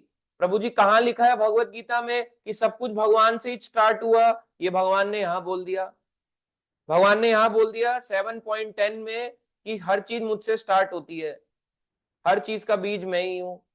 और ब्रह्मा जी तो कहते ही हैं, ईश्वर परमः कृष्ण सच्चिदानंद विग्रह अनादिरादिर गोविंदा सर्व कारण कारणम। परम ईश्वर कौन है? कृष्ण है। अनादिरादिर गोविंदा, ना उनसे पहले कोई है, ना उनके आगे कोई, ना उनके बराबर कोई है। सर्व कारण कारणम, सारे कारणों के कारण वही है। ये ब्रह्मा जी ने भी बोल दिया, इन्होंने भी बोल दिया, फिर भी लोग बिलीव नहीं करते। हम क्यों माने? कृष्ण सबसे ऊंचे हैं, हम तो उनको मानते हैं।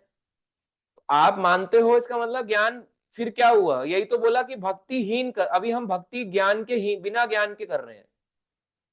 भक्ति बिना ज्ञान के हमारी चल रही है, इसलिए ऐसी भक्ति जो है ज्ञानहीन भक्ति है। इसलिए भगवान ये कह रहे हैं, बुद्धिमानों की बुद्धि, जो व्यक्ति बुद्धिमान है आज के समय में, उसकी बुद्धि भी भगवान ही है। यानी हम अगर थोड़े भी बुद्धिमान है, थोड़ा भी अपने ब्रेन का यूज कर रहे हैं, कृष्ण के कारण ही। और समस्त तेजस्वी पुरुषों का तेज हूं। कई लोग बोलते हैं ना, वाह प्रभु जी क्या तेज आ रहा है आज आपके चेहरे में, माता जी क्या तेज आ रहा है, क्या लगाया है आज आपने? वो कहती है कुछ भी नहीं लगाया, आज तो बस हमने मुंह धोया और उठ के आ गए। और क्या, जैसे रेगुलर होता था वैसे ही आ गए। तो ये तेज कौन दे रहा है शरीर के अंदर? ये भी कृष्ण ही दे रहे हैं। अगर कृष्ण नहीं होंगे तो हम चमक भी नहीं सकते। बात गोरे काले की नहीं है, बात है तेज की। अच्छा, एक अट्रैक्टिव होता है ना फेस की, तेज आ रहा है, तो ये तेज भी भगवान कृष्ण के कारण ही है। अब लास्ट श्लोक आज का 11 नंबर श्लोक, बहुत छोटा सा है।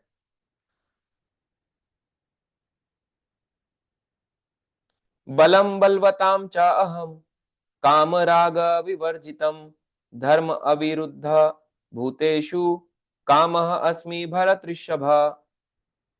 मैं बलवानों का कामनाओं तथा इच्छा से रहित बल हूं। बलवानों का कामनाओं तथा इच्छा से रहित बल हूं, यानी बलवान का बल शक्ति भी कौन है? कृष्ण। हे भरत श्रेष्ठ अर्जुन, मैं वह काम हूं जो धर्म के विरुद्ध नहीं है। भगवान कह रहे हैं मैं वह काम, यहाँ पे इंग्लिश में ट्रांसलेशन में लिखा है सेक्स लाइफ, या आप इसको कह सकते हैं काम यानी इच्छा या लस्ट, जो धर्म के विरुद्ध नहीं है। भगवान वो इच्छा है। तो भगवान बल भी है, तो विदा भगवान के बल भी नहीं मिलता। बल भी भगवान कृष्ण के कारण ही है। जो भी चीज है भगवान अपनी महत्वता बता रहे हैं कि सब मेरे ही कारण है, फिर भी बिलीव नहीं करते। इतना पढ़ने के बाद भी जिसको ज्ञान ना है उसको क्या बोलेंगे? मान लो एक व्यक्ति पूरा टाइम स्कूल गया, स्कूल में जाने के बाद उसको पूछा, अच्छा बताओ तुम्हारे कौन कौन से सब्जेक्ट तुमने पढ़े हैं 10th क्लास में? इंग्लिश पढ़ा है, साइंस पढ़ा है, बस दो चार सब्जेक्ट पढ़े हैं, मुझे याद नहीं। तो फिर उनका यही हाल होगा। जैसे स्कूल पढ़ के भी पता नहीं लगा कि मैंने स्कूल क्यों पढ़ा, कॉलेज पढ़ के भी पता नहीं लगा कि मैंने कॉलेज क्यों पढ़ा, वैसी भक्ति करके इतना सुनने और जानने के बाद भी अगर कोई ये नहीं जान पाया, फिर भौतिकता में चला गया, तो उसका वही हाल होगा जैसे स्कूल कॉलेज हर जगह जाने वाले का होता है, वहीं का वो होता है ना, लौट के बुद्धू घर को आए, वही हाल हो जाएगा उसका। तो वहीं जहां से चले थे वहीं जीरो पे आ गए। इसलिए ये सब चीजें पढ़ने, हमें पढ़नी है। और ये भगवान की महत्वता को बता रहा है। और भगवान ने सबसे पहले यही बोला कि प्रोसेस ऑफ नोइंग कृष्णा, कि कृष्ण को जानने के लिए इन सब चीजों को फील करो, ये पॉइंट्स पढ़ो। इसके बिना कृष्ण की एग्जिस्टेंस नहीं पता चलेगी। तो ये सारे पॉइंट्स थे कृष्ण को जानने के लिए। ठीक है, अब हम कुछ क्वेश्चंस लेते हैं। सबसे पहले अभिमन्यु प्रभु जी का। हरे कृष्ण प्रभु जी। हरे कृष्ण प्रभु जी, आज की क्लास बहुत अच्छी रही प्रभु जी। हरे कृष्णा। हाँ, थैंक प्रभु यू जी, प्रभु मेरा जी। क्वेश्चन जो है प्रीवियस जो आपने लिया था ना, उससे था मेरा प्रभु जी। हाँ हाँ। तो पूछ सकता हूँ प्रभु जी? हाँ हाँ। प्रभु जी, मेरा क्वेश्चन था, जैसे मान लो आपने बोला था ना कि जब मतलब आत्मा जब जाती शरीर छोड़ती है तो उसका मतलब सेंस कॉन्शियस के अकॉर्डिंग उसको नया शरीर मिलता है। तो उससे बॉडी, नया बॉडी मिलने से पहले उसको ट्रेनिंग मिलता है मतलब। तो प्रभु जी जैसे मान लो कोई आत्मा गलती से अगर मान लो किसी दूसरे बॉडी में चली जाती है, अकॉर्डिंग टू उसके फीलिंग्स के अकॉर्डिंग, जैसे मान लो कि मैं ट्रांसजेंडर्स की बात कर रहा हूँ प्रभु जी, तो हाँ गलत बॉडी में क्यों चली जाती है प्रभु जी? उसकी तो ट्रेनिंग मतलब हो जाती है ना उसकी तो। देखो, हाँ ये एक क्वेश्चन है कि क्यों व्यक्ति अगले जीवन में ट्रांसजेंडर बन जाता है। जी प्रभु। ठीक है, अब आदमी एक व्यक्ति है, ठीक है, उसने पूरे जीवन में आसक्ति बिठाई। अब आदमी ने, एक लड़के ने लड़की से बिठाई और लड़की ने लड़के से, यानी पत्नी ने पति से, पत्नी ने पति से। तो अब अगला जीवन जो होगा, पूरा जीवन ऐसे ही बिता दिया, आसक्ति भरा। अगला जीवन, वो भी अगर उसके अच्छे कर्म होंगे तो, फालतू कर्म वाले की बात नहीं कर रहे, जिसके अच्छे कर्म होंगे, सच में उतनी भक्ति उसने करी होगी, उसको क्या करेंगे भगवान, अगला जीवन मनुष्य का ये दे देंगे। क्योंकि पत्नी से आसक्ति थी तो उसको लड़की बना देंगे, और अपनी पति से थी तो उसको पति बना देंगे। इस तरह से होता है। मगर किसी की दो साइडेड हो, टू साइडेड हो, पत्नी से भी पति, यानी एक लड़के से भी लड़की से भी, दो जगह हो आ सकती, उसको बन जाता है फिर वो अगले जीवन में ट्रांसजेंडर। क्योंकि अब उसमें थोड़े मेल कैरेक्टरिस्टिक, थोड़े फीमेल कैरेक्टरिस्टिक।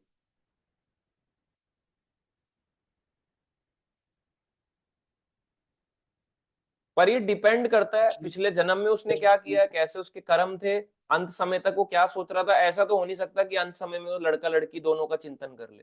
तो पूरे जीवन में जो उसने किया होगा वही होता है फिर। और क्वेश्चन प्रभु जी आपका? हाँ हाँ जी प्रभु जी, मेरा क्वेश्चन था। तो प्रभु जी जैसे मान लो कि उसको मिल जाती है, तो प्रभु जी ये क्या कहते हैं, आजकल तो साइंस वो कर देती ना, मतलब उसको जेंडर चेंज चेंज कर देती है। तो प्रभु जी जेंडर तो ये देखो तो। देखो, जेंडर चेंज हो जाने से भी कोई चेंज नहीं होता। जेंडर आजकल चेंज तो हो रहे हैं, लड़का लड़की बन रहे हैं, लड़की लड़का बन रहे हैं। और लड़की दिखती पहले एकदम लड़की जैसे ही थी, और उसके बाद धीरे धीरे करके पता चलता है कि उसका जो फेस है, वो फेस कट बदल जाता है। उसके जो यहाँ पे दाढ़ी के बाल भी आ जाते हैं, मूछें भी आ हम्म। जाती हैं, बाल भी उसके आ जाते हैं, मसल भी आ जाते हैं। ऐसा कैसे हो पा रहा है? तो वो तो ठीक है, साइंस थोड़ा बहुत उनको कर रहा है, फेर बदल कर रहा है, ठीक है, उसके हिसाब से जो भी वो कर रहे हैं। मगर आप सिंपल सी बात ये देखो कि जो पहले बन के आया, उसने भगवान के खिलाफ युद्ध छेड़ दिया, जी भगवान की सत्ता को रॉन्ग प्रूफ कर दिया कि आप गलत हो, आपने मुझे शरीर दिया, मैं अपने हिसाब से बनना चाहता हूँ। और जी जो जी ऐसे लोगों को बनने के लिए मोटिवेट कर रहे हैं, तो वो गलत है ये सब चीजें। उनको सर्जरी के थ्रू या ये सब कर रहे हैं। हो सकता है, मैं किसी को गलत नहीं कह रहा, कोई ट्रांसजेंडर कम्युनिटी गलत नहीं है, सारे लोग एक जैसे नहीं है। मगर आजकल लोग ऐसा कर रहे हैं, देखा देखी कर रहे हैं, तो वो चीज गलत है। जी जी। प्रभु जी मेरा एक लास्ट क्वेश्चन है कि प्रभु जी जैसे मान लो कि भगवान श्री कृष्ण ने अर्जुन को गीता का उपदेश दिया था, वो भी इंद्र के पुत्र थे। और इसमें एक तो प्रभु और जी। चीज आती है ट्रांसजेंडर की, जो आप कह रहे हो ना, अगर वो हम्म। ट्रांसजेंडर बदल बन भी जाए, फिर भी वो लड़की अगर लड़का बन गई तो वो कभी, आप कह सकते हो, रिप्रोडक्शन नहीं कर सकते आगे। और अगर हम्म। लड़का लड़की बन जाता है तो वो कभी मां नहीं बन सकता। जी जी जी। प्रभु जी मेरा क्वेश्चन था लास्ट कि जैसे मान लो भगवान श्री कृष्ण ने अर्जुन को उपदेश दिया था क्योंकि वो इंद्र के पुत्र थे। तो प्रभु जी श्री राम ने भी तो मतलब देना चाहिए क्योंकि वो भी देवता के पुत्र थे, मतलब एक तरह से देखा जाए तो। राम ने इंद्र को श्राप देना चाहिए था। नहीं, जैसे मान लो कि भगवान श्री कृष्ण ने अर्जुन को उपदेश दिया था कि वो इंद्र के पुत्र थे अच्छा ना, राम, इसलिए। हाँ हाँ, राम ने राम भी को भी देना देना चाहिए। चाहिए मतलब। तो राम जी ने दिए तो हैं उपदेश, बहुत सारे दिए हैं राम जी ने। प्रभु राम जी जी जो। ने सीता को दिए हैं, राम जी ने लक्ष्मण को दिए हैं, भरत को दिए हैं, राम जी ने हनुमान जी को दिए हैं, सुग्रीव को दिए हैं, विभीषण को इस दिए हैं। जो गीता में भगवान श्री कृष्ण ने बोले वो वाले मतलब। बिल्कुल बोलेंगे तो है ही ना, अलग कैसे बोल देंगे, फिलॉसफी तो बोलेंगे ही भगवान। अच्छा अच्छा। जी जी जी प्रभु जी, यही क्वेश्चन मगर था प्रभु जी मेरा। हाँ, मगर उनकी आसक्ति राम में ही रहती है। जी जी जी, धन्यवाद प्रभु जी। हरे कृष्णा प्रभु जी। हरे कृष्ण। नेक्स्ट हिमाद्री प्रभु जी का लेंगे। हरे कृष्ण प्रभु जी, दंडवत प्रणाम। हाँ, वीडियो ऑन करके भी बोल सकते हैं, अच्छा लगेगा अगर आप पूछेंगे, पॉसिबल हो तो। ओके प्रभु जी। हाँ हरे आ, कृष्ण। हरे कृष्ण प्रभु जी, मेरा दो तीन सवाल है। प्रभु जी, जैसे आपने इस सेशन में बताया कि तीन विष्णु हैं, और जो गर्भोदक्षाय विष्णु हैं उनके नाभि से ब्रह्मा जी का प्रकट हुआ है, और फिर वो नाभि का जो मतलब जो कमल का जो नल है उसमें 14 लोक हैं। तो हाँ ये सारे ब्रह्मांड में क्या मतलब सेम चीज है, मतलब सारे ब्रह्मांड में ये 14 लोक सेम है? हाँ, सब मतलब में या सेम है। फिर, या फिर जैसे एक कृष्ण लीला में एक हुआ था कि जैसे जो आप एक ब्रह्मा नहीं है, जो मतलब ब्रह्मा के बहुत सारे, जो एक बार ब्रह्म भैरव जो हाँ लीला हुई थी। हाँ, उसमें तो ब्रह्म, जितने, हाँ अलग अलग टाइप के ब्रह्मा जी हैं, किसी के 4 मुंह हैं, किसी के 1000 मुंह हैं। हर ब्रह्मांड हाँ में हाँ। पोजीशन वाले जो हैं, किसी में गणेश, हमारे में सूंड वाले हैं, और ब्रह्मांड में गणेश जी सूंड वाले नहीं है। लोग तो उतने ही हैं, मतलब प्लैनेट्स उतने ही हैं, जो सिस्टम है 14 लोग, मगर उसमें देवी हाँ। देवता हैं वो थोड़े देखने में डिफरेंट हो सकते हैं। अच्छा अच्छा। और प्रभु जी जैसे ये जो आई मीन मटेरियल वर्ल्ड है, ये एक्चुअली एक तिहाई बोलते हैं और बाकी दो तिहाई स्पिरिचुअल वर्ल्ड बोलते हैं। तो एक तो चौथाई जैसे है, यहाँ पे, 25% और वो 75%। हाँ जी। तो ये जैसे यहाँ पे जैसे आपने बताया कि बहुत सारे ब्रह्मांड है, तो क्या बैकुंठ लोक में भी बहुत सारे बैकुंठ लोक हैं मतलब? हाँ बहुत सारे वैकुंठ हैं। तो जैसे गोलोक वृंदावन भी, वो भी बहुत सारे हैं कि एक ही है वो? नहीं, वो एक ही है, मगर वैकुंठ बहुत सारे हैं, क्योंकि भगवान के बहुत सारे अवतार हैं।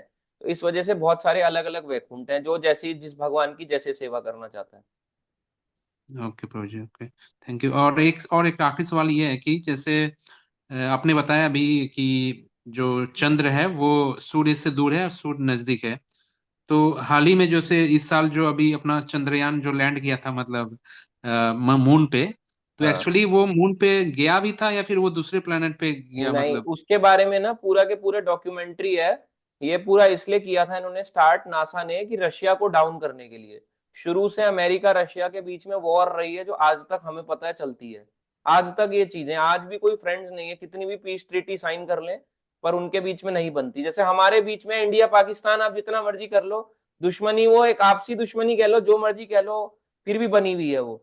वैसी उनके बीच में वो बनी हुई है। तो उन दोनों ने रशिया को डाउन करने के लिए, यूरोपियन कंट्रीज को डाउन करने के लिए, अमेरिकन कंट्रीज जो थी, स्पेशली नॉर्थ यूएस हो गया, उन्होंने एक सैटेलाइट भेजा कि हमने वहां पे चले गए, हमारे ये जो है, हमारे जो मेन पर्सन है नील आर्मस्ट्रॉन्ग, ये चले गए, और वहां पे जाके इन्होंने मून पे झंडा गाड़ दिया। तो उसके पीछे उन्होंने फिलोसफी को तोड़ डाला, उन्हीं के कंट्री के लोगों ने उनको एक्सपोज कर दिया। जैसे हमारे इंडिया में होता है, किसी ने एक ब्रांड निकाला, हमारी कंट्री के लोग ही उसको एक्सपोज करने के सबसे पहले आ जाते हैं। तो उन्होंने एक्सपोज कर दिया पूरे प्रूफ्स के साथ, कि अगर वहां पे मून था तो ग्रेविटी होनी चाहिए। तो ग्रेविटी, आप कह रहे हो ग्रेविटी वहां पे नहीं है, आप सूट पहन के गए, तो झंडा कैसे गड़ गया? यही गलत हो गया। हम्म। इसका मतलब झंडा गड़ गया, तो ग्रेविटी के बिना तो झंडा गड़ नहीं सकता। फिर दूसरी उन्होंने बोली कि अगर आप बोलते हो मून में लाइट नहीं है, यहाँ तो भगवान कह रहे हैं सूर्य में चंद्रमा का प्रकाश है। अब साइंटिस्ट ने तो खैर इस बेसिस पे नहीं बोला, चंद्रमा का प्रकाश या भगवान के बेसिस पे नहीं बोला, मगर उन्होंने हम्म। नासा वालों को ही बोला, अगर मून में कोई लाइट नहीं है, तो फिर आप ये कैसे क्लेम कर सकते हो कि आपने वहां पे लाइट आ रही थी और आपने खचक करके फोटो ले ली? क्योंकि फोटो नहीं खींच सकती ना बिना लाइट के। फ्लैश लाइट कितनी जला लोगे, वहां तो पूरा अंधेरा होगा, गुप्त अंधेरा। और जी जी हमें जी। दिखता है कि वहां से पीछे से लाइट भी आ रही है, जो एस्ट्रोनॉट है उनके पीछे लाइट आ रही है, तो लाइट कहाँ से आ रही है अगर वहां पे अंधेरा था तो? और अच्छा जी। बहुत सारे उन्होंने चीजों को क्लेम किया। तो उन्होंने बहुत सारी चीजों को बोल दिया कि वो वहां कभी गए ही नहीं। उन्होंने बोल दिया कि अंटार्कटिका पे उतरे थे, एक टापू पे उतरे, वहां जाके उन्होंने फोटो ले ली, और वहां पे जाके फोटो को वायरल कर दिया, बोले हम वहां गए थे। तो जितने सैटेलाइट हैं बाहर तक जाते हैं, और अंतरिक्ष से इनको उड़ा दिया जाता है, कि कोई नहीं है, बेकार की बातें, यहीं तक थोड़ा बहुत घूम रहे हैं बस, अर्थ के ऊपर कुछ सरफेस तक, मगर कोई आगे नहीं घूम सकता। अगर सोचो कोई बाहर जाएगा, तो देवी देवता ऐसे करके बैठे थोड़ा ना रहेंगे। अगर इंडिया से कोई चीज बाहर जाती है, पाकिस्तान की टेरिटरी में एक ड्रोन भी उड़ता है, तो पाकिस्तान इंडिया लड़ाई छेड़ देते हैं। तो सोचो कि वो तो कंट्री कंट्री है, तो वो तो लोग की प्लेनेट ही अलग है। तो अगर हम अर्थ के प्लेनेट से यूं ही बाहर निकल जाएंगे, तो देवी देवता नहीं देखेंगे कि अपनी ये सीमा को तोड़ के लांग रहा है, तो जी उसको मार डालेंगे पहले ही। जी प्रभु जी। ओके प्रभु जी, थैंक यू, धन्यवाद। हरे हरे कृष्णा प्रभु। कृष्ण। नेक्स्ट क्वेश्चन अरुणांशु प्रभु जी का।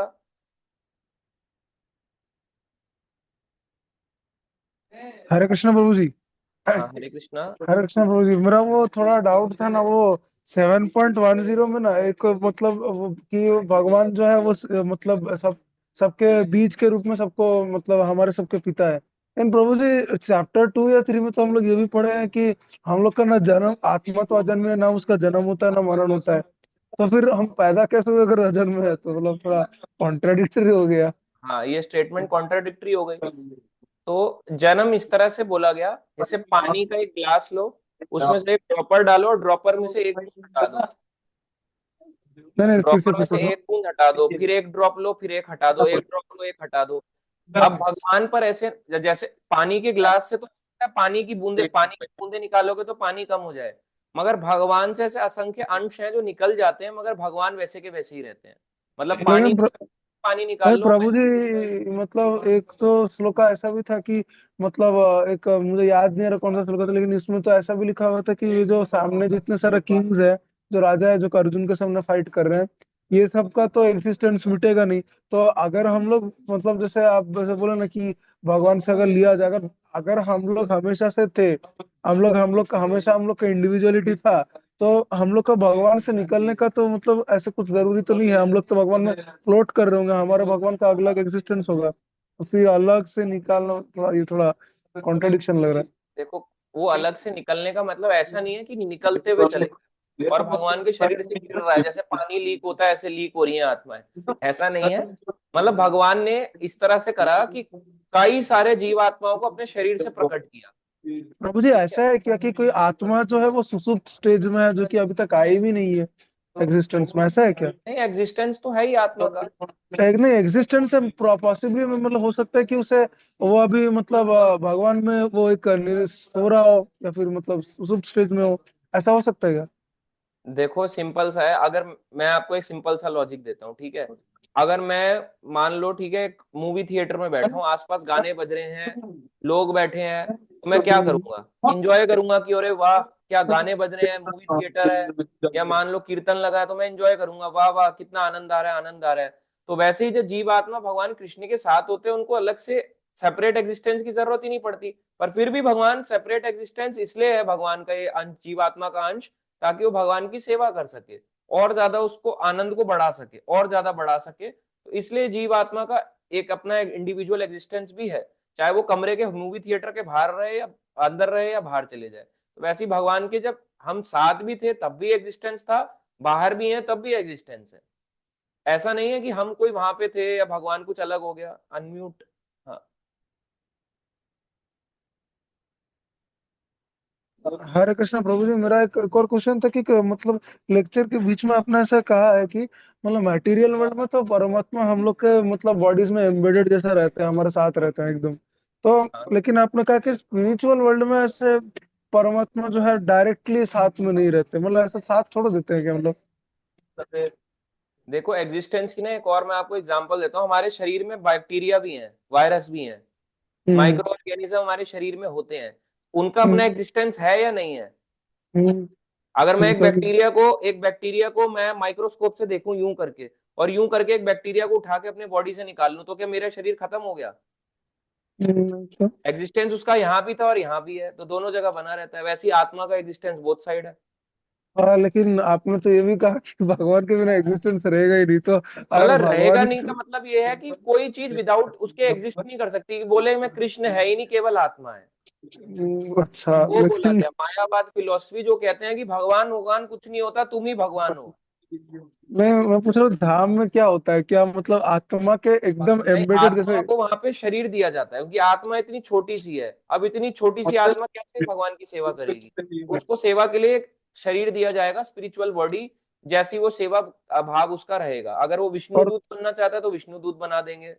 अगर वो प्रभु कृष्ण जी, की, वो हाँ, स्पिरिचुअल बॉडी में क्या भगवान नहीं होते? स्पिरिचुअल बॉडी में यही तो बताया कि परमात्मा नहीं होते ऊपर के लोकों में, क्योंकि वहां गाइडेंस की जरूरत नहीं है ना। भौतिक जगत में तो गाइडेंस की अच्छा, जरूरत मतलब है। वहां पे भगवान डायरेक्ट होते हैं ना क्या? हाँ, वहां पे डायरेक्ट भगवान है और व्यक्ति को खुद पता है कि मेरी सेवा क्या है। यहाँ तो मतलब बताना पड़ता है, वहां बताना नहीं पड़ता। रुक जा। अरे प्रभु जी, मैं ये पूछ इसमें मैं थोड़ा रखता हूँ, हरे कृष्ण। ठीक है, हरे कृष्णा प्रभु जी। नेक्स्ट, यश माने प्रभु जी का। हरे कृष्णा प्रभु जी, बहुत ही अच्छी क्लास थी, बहुत अच्छा लगा सुन के। मेरी कुछ क्वेश्चंस है, जिसमें अभी हमने ये पढ़ा कि नारद पंचरात्र, नारद पंचरात्र क्या है? नारद पंचरात्र एक ग्रंथ है, जो नारद मुनि ने भक्ति के बारे में कुछ रूल्स रेगुलेशंस बताए हैं। और ये कहाँ पे लिखा? ये लिखा उन्होंने गोवर्धन में, कुसुम सरोवर के सामने, नारद कुंड पे। अच्छा, तो क्या है, पढ़ना चाहिए हमें? पढ़ सकते हैं। ओके। और नारद एक भक्ति, क्वेश्चन, मैं सॉरी, नारद पंचरात्र उन्होंने कहीं और लिखा। पंचरात्र। नारद भक्ति सूत्र उन्होंने लिखा था, जो इस्कॉन में आता है। नारद भक्ति सूत्र करके एक बुक आती है, तो वो उन्होंने वहां पे लिखा था, वो नारद कुंड पे, कुसुम सरोवर के सामने नारद कुंड आता है, वहां पे लिखा था। तो थोड़ा वैसा एरिया पतला सा, वहां पे अभी कुसुम सरोवर है सुंदर सा, उसके बिल्कुल सामने अपोजिट साइड को आता है बड़ा सा कुंड है, अंदर को जाके वहां पे नारद भक्ति सूत्र लिखा था।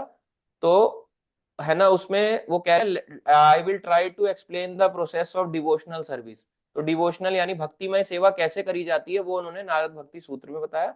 नारद पंचरात्र में उन्होंने कुछ पंचरात्रिक विधि यानी कैसे भगवान की आरती धूप अर्चना ये सब करी जाती है वो सब होता है। तो इस कौन में नारद भक्ति सूत्र में मिलता है, वो पढ़ सकते हो। नहीं तो अगर आप डीटी वर्शिपिंग पढ़ना चाहो तो डीटी वर्शिपिंग मैनुअल भी एक बुक मिलती है, वो भी पढ़ सकते हैं। Okay Prabhu ji. And another is की हमने पढ़ा कि मतलब वैदिक मंत्रों में भगवान ओमकार है, तो हर मंत्र में ओम होता है, तो फिर हरे कृष्ण महामंत्र में ओम क्यों नहीं? अच्छा, हरे कृष्ण महामंत्र में ओम इसलिए नहीं है क्योंकि ओम इनडायरेक्ट रिप्रेजेंटेशन है। अब हम डायरेक्टली कृष्ण को, जो उनका गोलोक का मंत्र है वो बोल रहे हैं। ओम जो है, जैसे ओम बोलते हैं ओम विष्णवे नमः, ओम मधुसूदनाय नमः, ये वैकुंठ तक का मंत्र है। इसमें ओम भी आ रहा है और कृष्ण या कृष्ण के अवतार या विष्णु विष्णु के अवतार भी आ रहे हैं। मगर वहां पे वो है, मतलब अभी भी आप कह सकते हो अभी भी कंप्लीट एग्जिस्टेंस नहीं आया भगवान का। जो परम भगवान कृष्ण है वो नहीं चाहते कि मुझे कोई इनडायरेक्टली रिप्रेजेंट करे, इसलिए हम्म। डायरेक्ट रिप्रेजेंटेशन उनका हरे कृष्ण महामंत्र से होता है जो गोलोक में रहता है। तो वही मंत्र गोलोक में चलता है, हरे कृष्ण महामंत्र।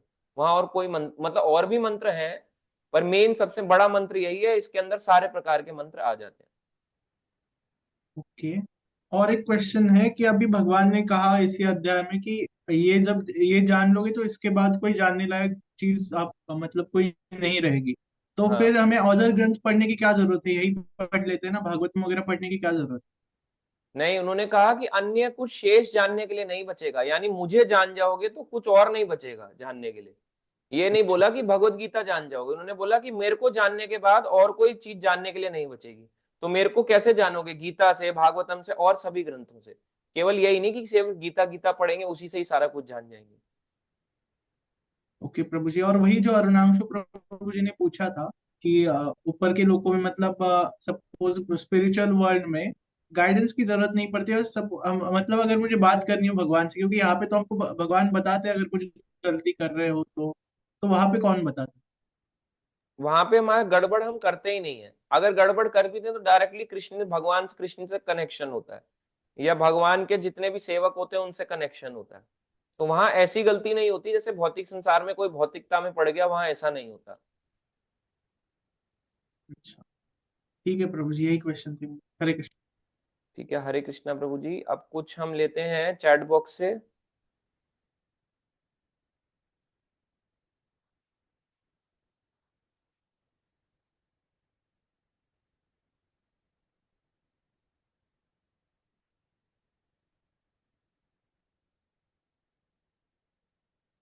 तो एक इंग्लिश वर्ड फॉर मीमांसात्मक, अच्छा मीमांसक का, नहीं इसको इंग्लिश में ही मीमांसी बोलते हैं, कर्म मीमांसा फिलोसफी। मेरा इंसान मारा मरा इंसान थोड़ा इंटरनल बायोलॉजिकल एक्टिविटी 3 दिन के लिए बाद दिखाया। ये तो हो गया आपके प्रभु जी क्वेश्चन।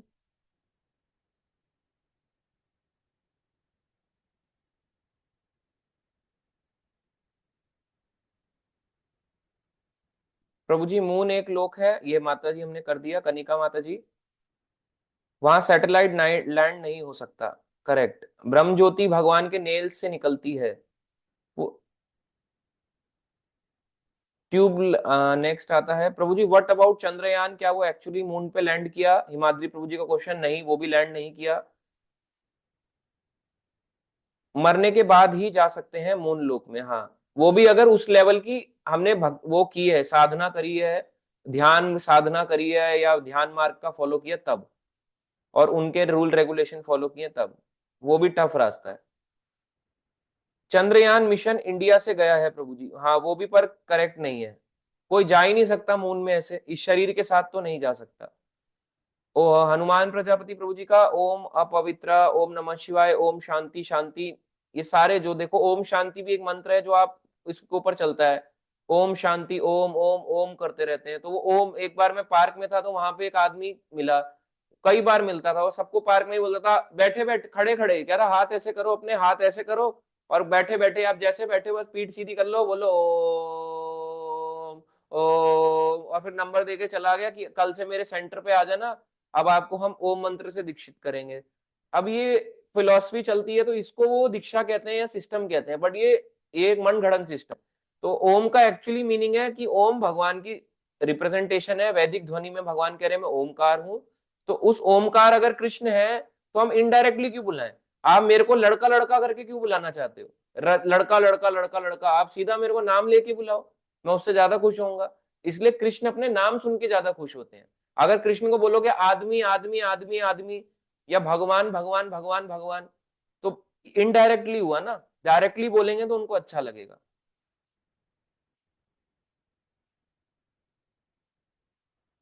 तो प्रभु जी ये एबिलिटी कैसे आती है हमारे अंदर? कौन सी एबिलिटी? अच्छा, भगवान कृष्ण के कारण ही आती है। जो शक्ति है, भगवान ने बोला कि मैं सामर्थ्य हूं, तो ये भगवान के कारण ही है। क्या जीव ने तपस्या की होगी अपने लास्ट जन्म में, जो भी उसने कर्म किए हैं उसी के अकॉर्डिंगली हमें सामर्थ्य भी देता है, और अंदर से जो मोटिवेशन आती है, सामर्थ्य आता है, वो कृष्ण के कारण ही आता है। रोजी माता जी वंडरफुल क्लास, थैंक यू माता जी। मधुर माता जी थैंक यू प्रभु जी, थैंक यू माता जी। निवेदिता माता जी का बहुत अच्छी क्लास थी प्रभु जी, थैंक यू माता जी।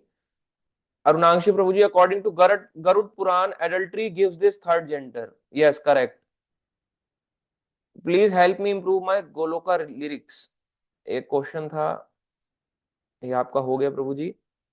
शुभम प्रभु जी का क्वेश्चन, आपने कहा चंद्र लोक के लिए अलग बॉडी चाहिए, तो हर लोक के लिए क्या अलग अलग बॉडी रहेगी या सोल ही ट्रेवल करेगी? हाँ, सोल के ऊपर ही तो बॉडी मिलेगी। सोल, ये शरीर निकल जाएगा, ये रह जाएगा, ये मिट जाएगा, यहीं पे नष्ट हो जाएगा। इसको छोड़ के सोल बाहर आएगी मन बुद्धि अहंकार के साथ, और उसको नेक्स्ट बॉडी मिलेगी, और फिर वो नए लोक में जाएगा। कृष्ण पानी के, अंकिता निधि माता जी, कृष्ण पानी के स्वाद हैं। आपने राधा अष्टमी वीडियो में बोला था कि विरजा ने 7 सन्स को ओशियन, शराब ओशियन बनने का, अलग अलग ओशियन बनने का श्राप दिया। प्लीज री एक्सप्लेन भौतिक नशा visible moon as I missed. हाँ, ये कह रही हैं कि विरजा को श्राप मिला था। राधा, एक राधा रानी की कथा में हमने बताया, उसमें आता है कि विरजा को श्राप मिला, विरजा के 7 पुत्र है, उनको समुद्र बनने का श्राप मिला। अब विरजा को भी मिला कि विरजा नदी बन जाए, इस तरह से विरजा नदी बन गई। तो अब जो कृष्ण है, तो कृष्ण ने इनको श्राप दिया, तो तभी तो ये जो 7 समुद्र है, इनका पानी आप देखते हो खारा होता है, इनको कोई यूज नहीं करता। समुद्र है जो हमारे हैं भौतिक संसार में, इनको कोई यूज नहीं करता, और वहीं जो नदी होती है, नदी का पानी हम यूज करते हैं। तो ये भगवान की कृपा है, और वो जल का स्वाद किसके कारण है? वो भगवान के कारण है।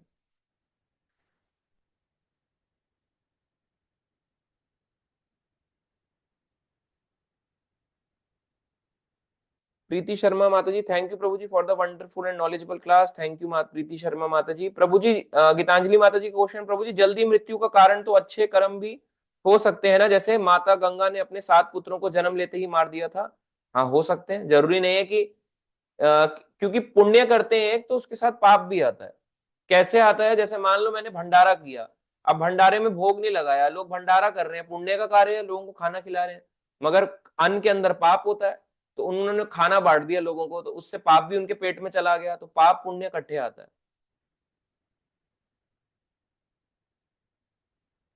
बाकी आपको यहाँ पे अरुणांशु प्रभु जी कुछ एक्सप्लेन कर रहे हैं, भी ठीक है। प्रभु जी please let me know when should I read Chaitanya Charitamrita, I am close to 11th canto Bhagavatam. आप माता जी पढ़ सकते हो, अगर आप यहाँ तक पहुंच गए, स्टार्ट कर सकते हैं, बहुत अच्छा है। थैंक यू हनुमान प्रजापति प्रभु जी thank you so much. I can not describe how significant this class was. प्रभु जी ज्योति पांडे माता जी, प्रभु जी वैकुंठ जाने वाले सोल्स के साथ क्या होता है, कौन लोग जाते हैं वहां? जो शुद्ध भक्ति करेगा, वैसे तो वैकुंठ वो भी कोई ऐसे छोटा मोटा नहीं जा सकता। क्या वो जन्म मृत्यु के चक्कर से निकल जाते हैं? बिल्कुल निकल जाते हैं। आनंदा माता जी, प्रभु जी मैं मन बुद्धि अहंकार से क्या मतलब है कि वो सोल के साथ जाएगी? हाँ, इस जन्म में या अगले जन्म में, जब तक हम भगवान के धाम नहीं चले जाते। माइंड, इंटेलिजेंस, ईगो, मन बुद्धि अहंकार, ये बार बार बार बार बर्थ बाय बर्थ चलता रहता है हमारे साथ। चाहे हमारे को कोई भी शरीर मिल जाए, इंसान का, पशु का, या कोई भी पेड़ का, ये चलता रहता है। तो मन बुद्धि अहंकार नष्ट नहीं होता है, अगले जीवन में जाता रहता है। इसको ही नष्ट करने, जब ये नष्ट हो जाएगा तभी हम भगवान के संसार धाम को जाएंगे। तो ये भक्ति से ही होगा। Thank you Prabhu ji for answering questions. Thank you माता जी, थैंक यू गीतांजलि माता जी। ठीक है, अब लास्ट है हनुमान प्रजापति प्रभु जी का क्वेश्चन, आपका लेते हैं। हरे कृष्ण प्रभु जी। प्रभु जी कोई क्वेश्चन तो नहीं था अभी, बस मुझे यही फीडबैक देना था। जैसे कि अभी मेरे एग्जाम्स आ रहे थे तो मैं थोड़ा बहुत बिजी हो गया था, और मेरी चैंटिंग भी हो नहीं पा रही थी अभी 2 दिन के लिए। तो उसके बाद फिर मैं धीरे धीरे चैंटिंग करने लगा, फिर 6 राउंड 12 राउंड किया कल। आज भी अभी अभी किया हूँ चैंटिंग, अभी फिर आगे करूँगा। तो प्रभु जी मैं यही कहना चाहता था कि जैसे अगर हम लोग भक्ति के विषय में मतलब ज्ञान सुनते हैं, जैसे आपने बताया यहाँ पे कि मतलब हियरिंग और रीडिंग बहुत हम लोग का स्ट्रांग होना चाहिए। तो वो सुनकर प्रभु जी मुझे बहुत मतलब स्ट्रेंथ मिला कि मतलब हाँ, अगर मैं हियरिंग रीडिंग करूंगा तो फिर उसके बाद मेरी जो भक्ति है वो बची रहेगी। तो प्रभु जी इसका मतलब मैं आपको मतलब धन्यवाद देना चाहता था बस, बहुत ज़्यादा। और प्रभु जी जैसे कि आप और मैं सभी भक्तों से और आपसे भी रिक्वेस्ट करना चाहूंगा कि प्लीज़ मेरे मेरे लिए प्रे किया जाए कि मैं माया में ना पड़ूं और धीरे धीरे आगे बढ़ता रहूं। तो बस प्रभु जी यही कहना था बस। Thank you. पर एग्जाम माया नहीं है, वो तो देना ही पड़ेगा, वो तो देना ही पड़ेगा हाँ पास प्रभु। होने के लिए। हाँ प्रभु जी, हाँ सही बात है। हाँ। ठीक है प्रभु जी, हरे कृष्ण प्रभु हाँ। जी। थोड़ा बहुत ऐसे सिचुएशन में टफ तो होगा ही, रोज तो सेम लाइफ नहीं चल हम्म, सकती, जब टफ होगा जी। तो साथ में झेलना पड़ेगा हमें थोड़ा सा। हाँ हाँ प्रभु जी। ठीक है, ओके प्रभु कनिका जी। माता जी बेस्ट क्लास टुडे प्रभु जी, थैंक यू कनिका माता जी, थैंक यू मनोज प्रभु साहनी प्रभु जी। ठीक है, अभी थैंक यू ज्योति पांडे माता जी। ठीक है, अभी हम क्लास को एंड करते हैं। कल क्लास होगी 3 बजे इस्कॉन नोएडा में। जो भक्त ऑफलाइन आएंगे वो साथ में चल सकते हैं या डायरेक्टली भी आ सकते हैं, तो मुझे मैसेज कर दें आप कैसे आएंगे। और बाकी ऑनलाइन जो भक्त जुड़ेंगे 3 बजे से क्लास करेंगे, एग्जैक्ट टाइम पे स्टार्ट करेंगे हम। थोड़ा 5-10 मिनट कीर्तन, फिर उसके बाद हम स्टार्ट करके ये 3 से 4 साढ़े 4 तक चलेगी। और बाकी सबको रिकॉर्डिंग भी मिल जाएगी इसकी क्लास की। ठीक है। ठीक है माता जी, ठीक है। अभी हम एंड करते हैं इस क्लास को। हरे कृष्णा कृष्णा कृष्णा हरे हरे, हरे हरे कृष्ण राम हरे हरे हरे हरे राम राम राम हरे राम राम राम राम हरे हरे हरे। राम राम राम राम राम हरे हरे हरे। हरे। जय सभी भक्तों शिल की प्रभुपाद की जय, जय। बोलो श्रील जय प्रभुपाद की जय। जय। जय। हरे हरि हरि। हरि हरि हरि बोल। बोल। हरि हरि हरि बोल। बोल।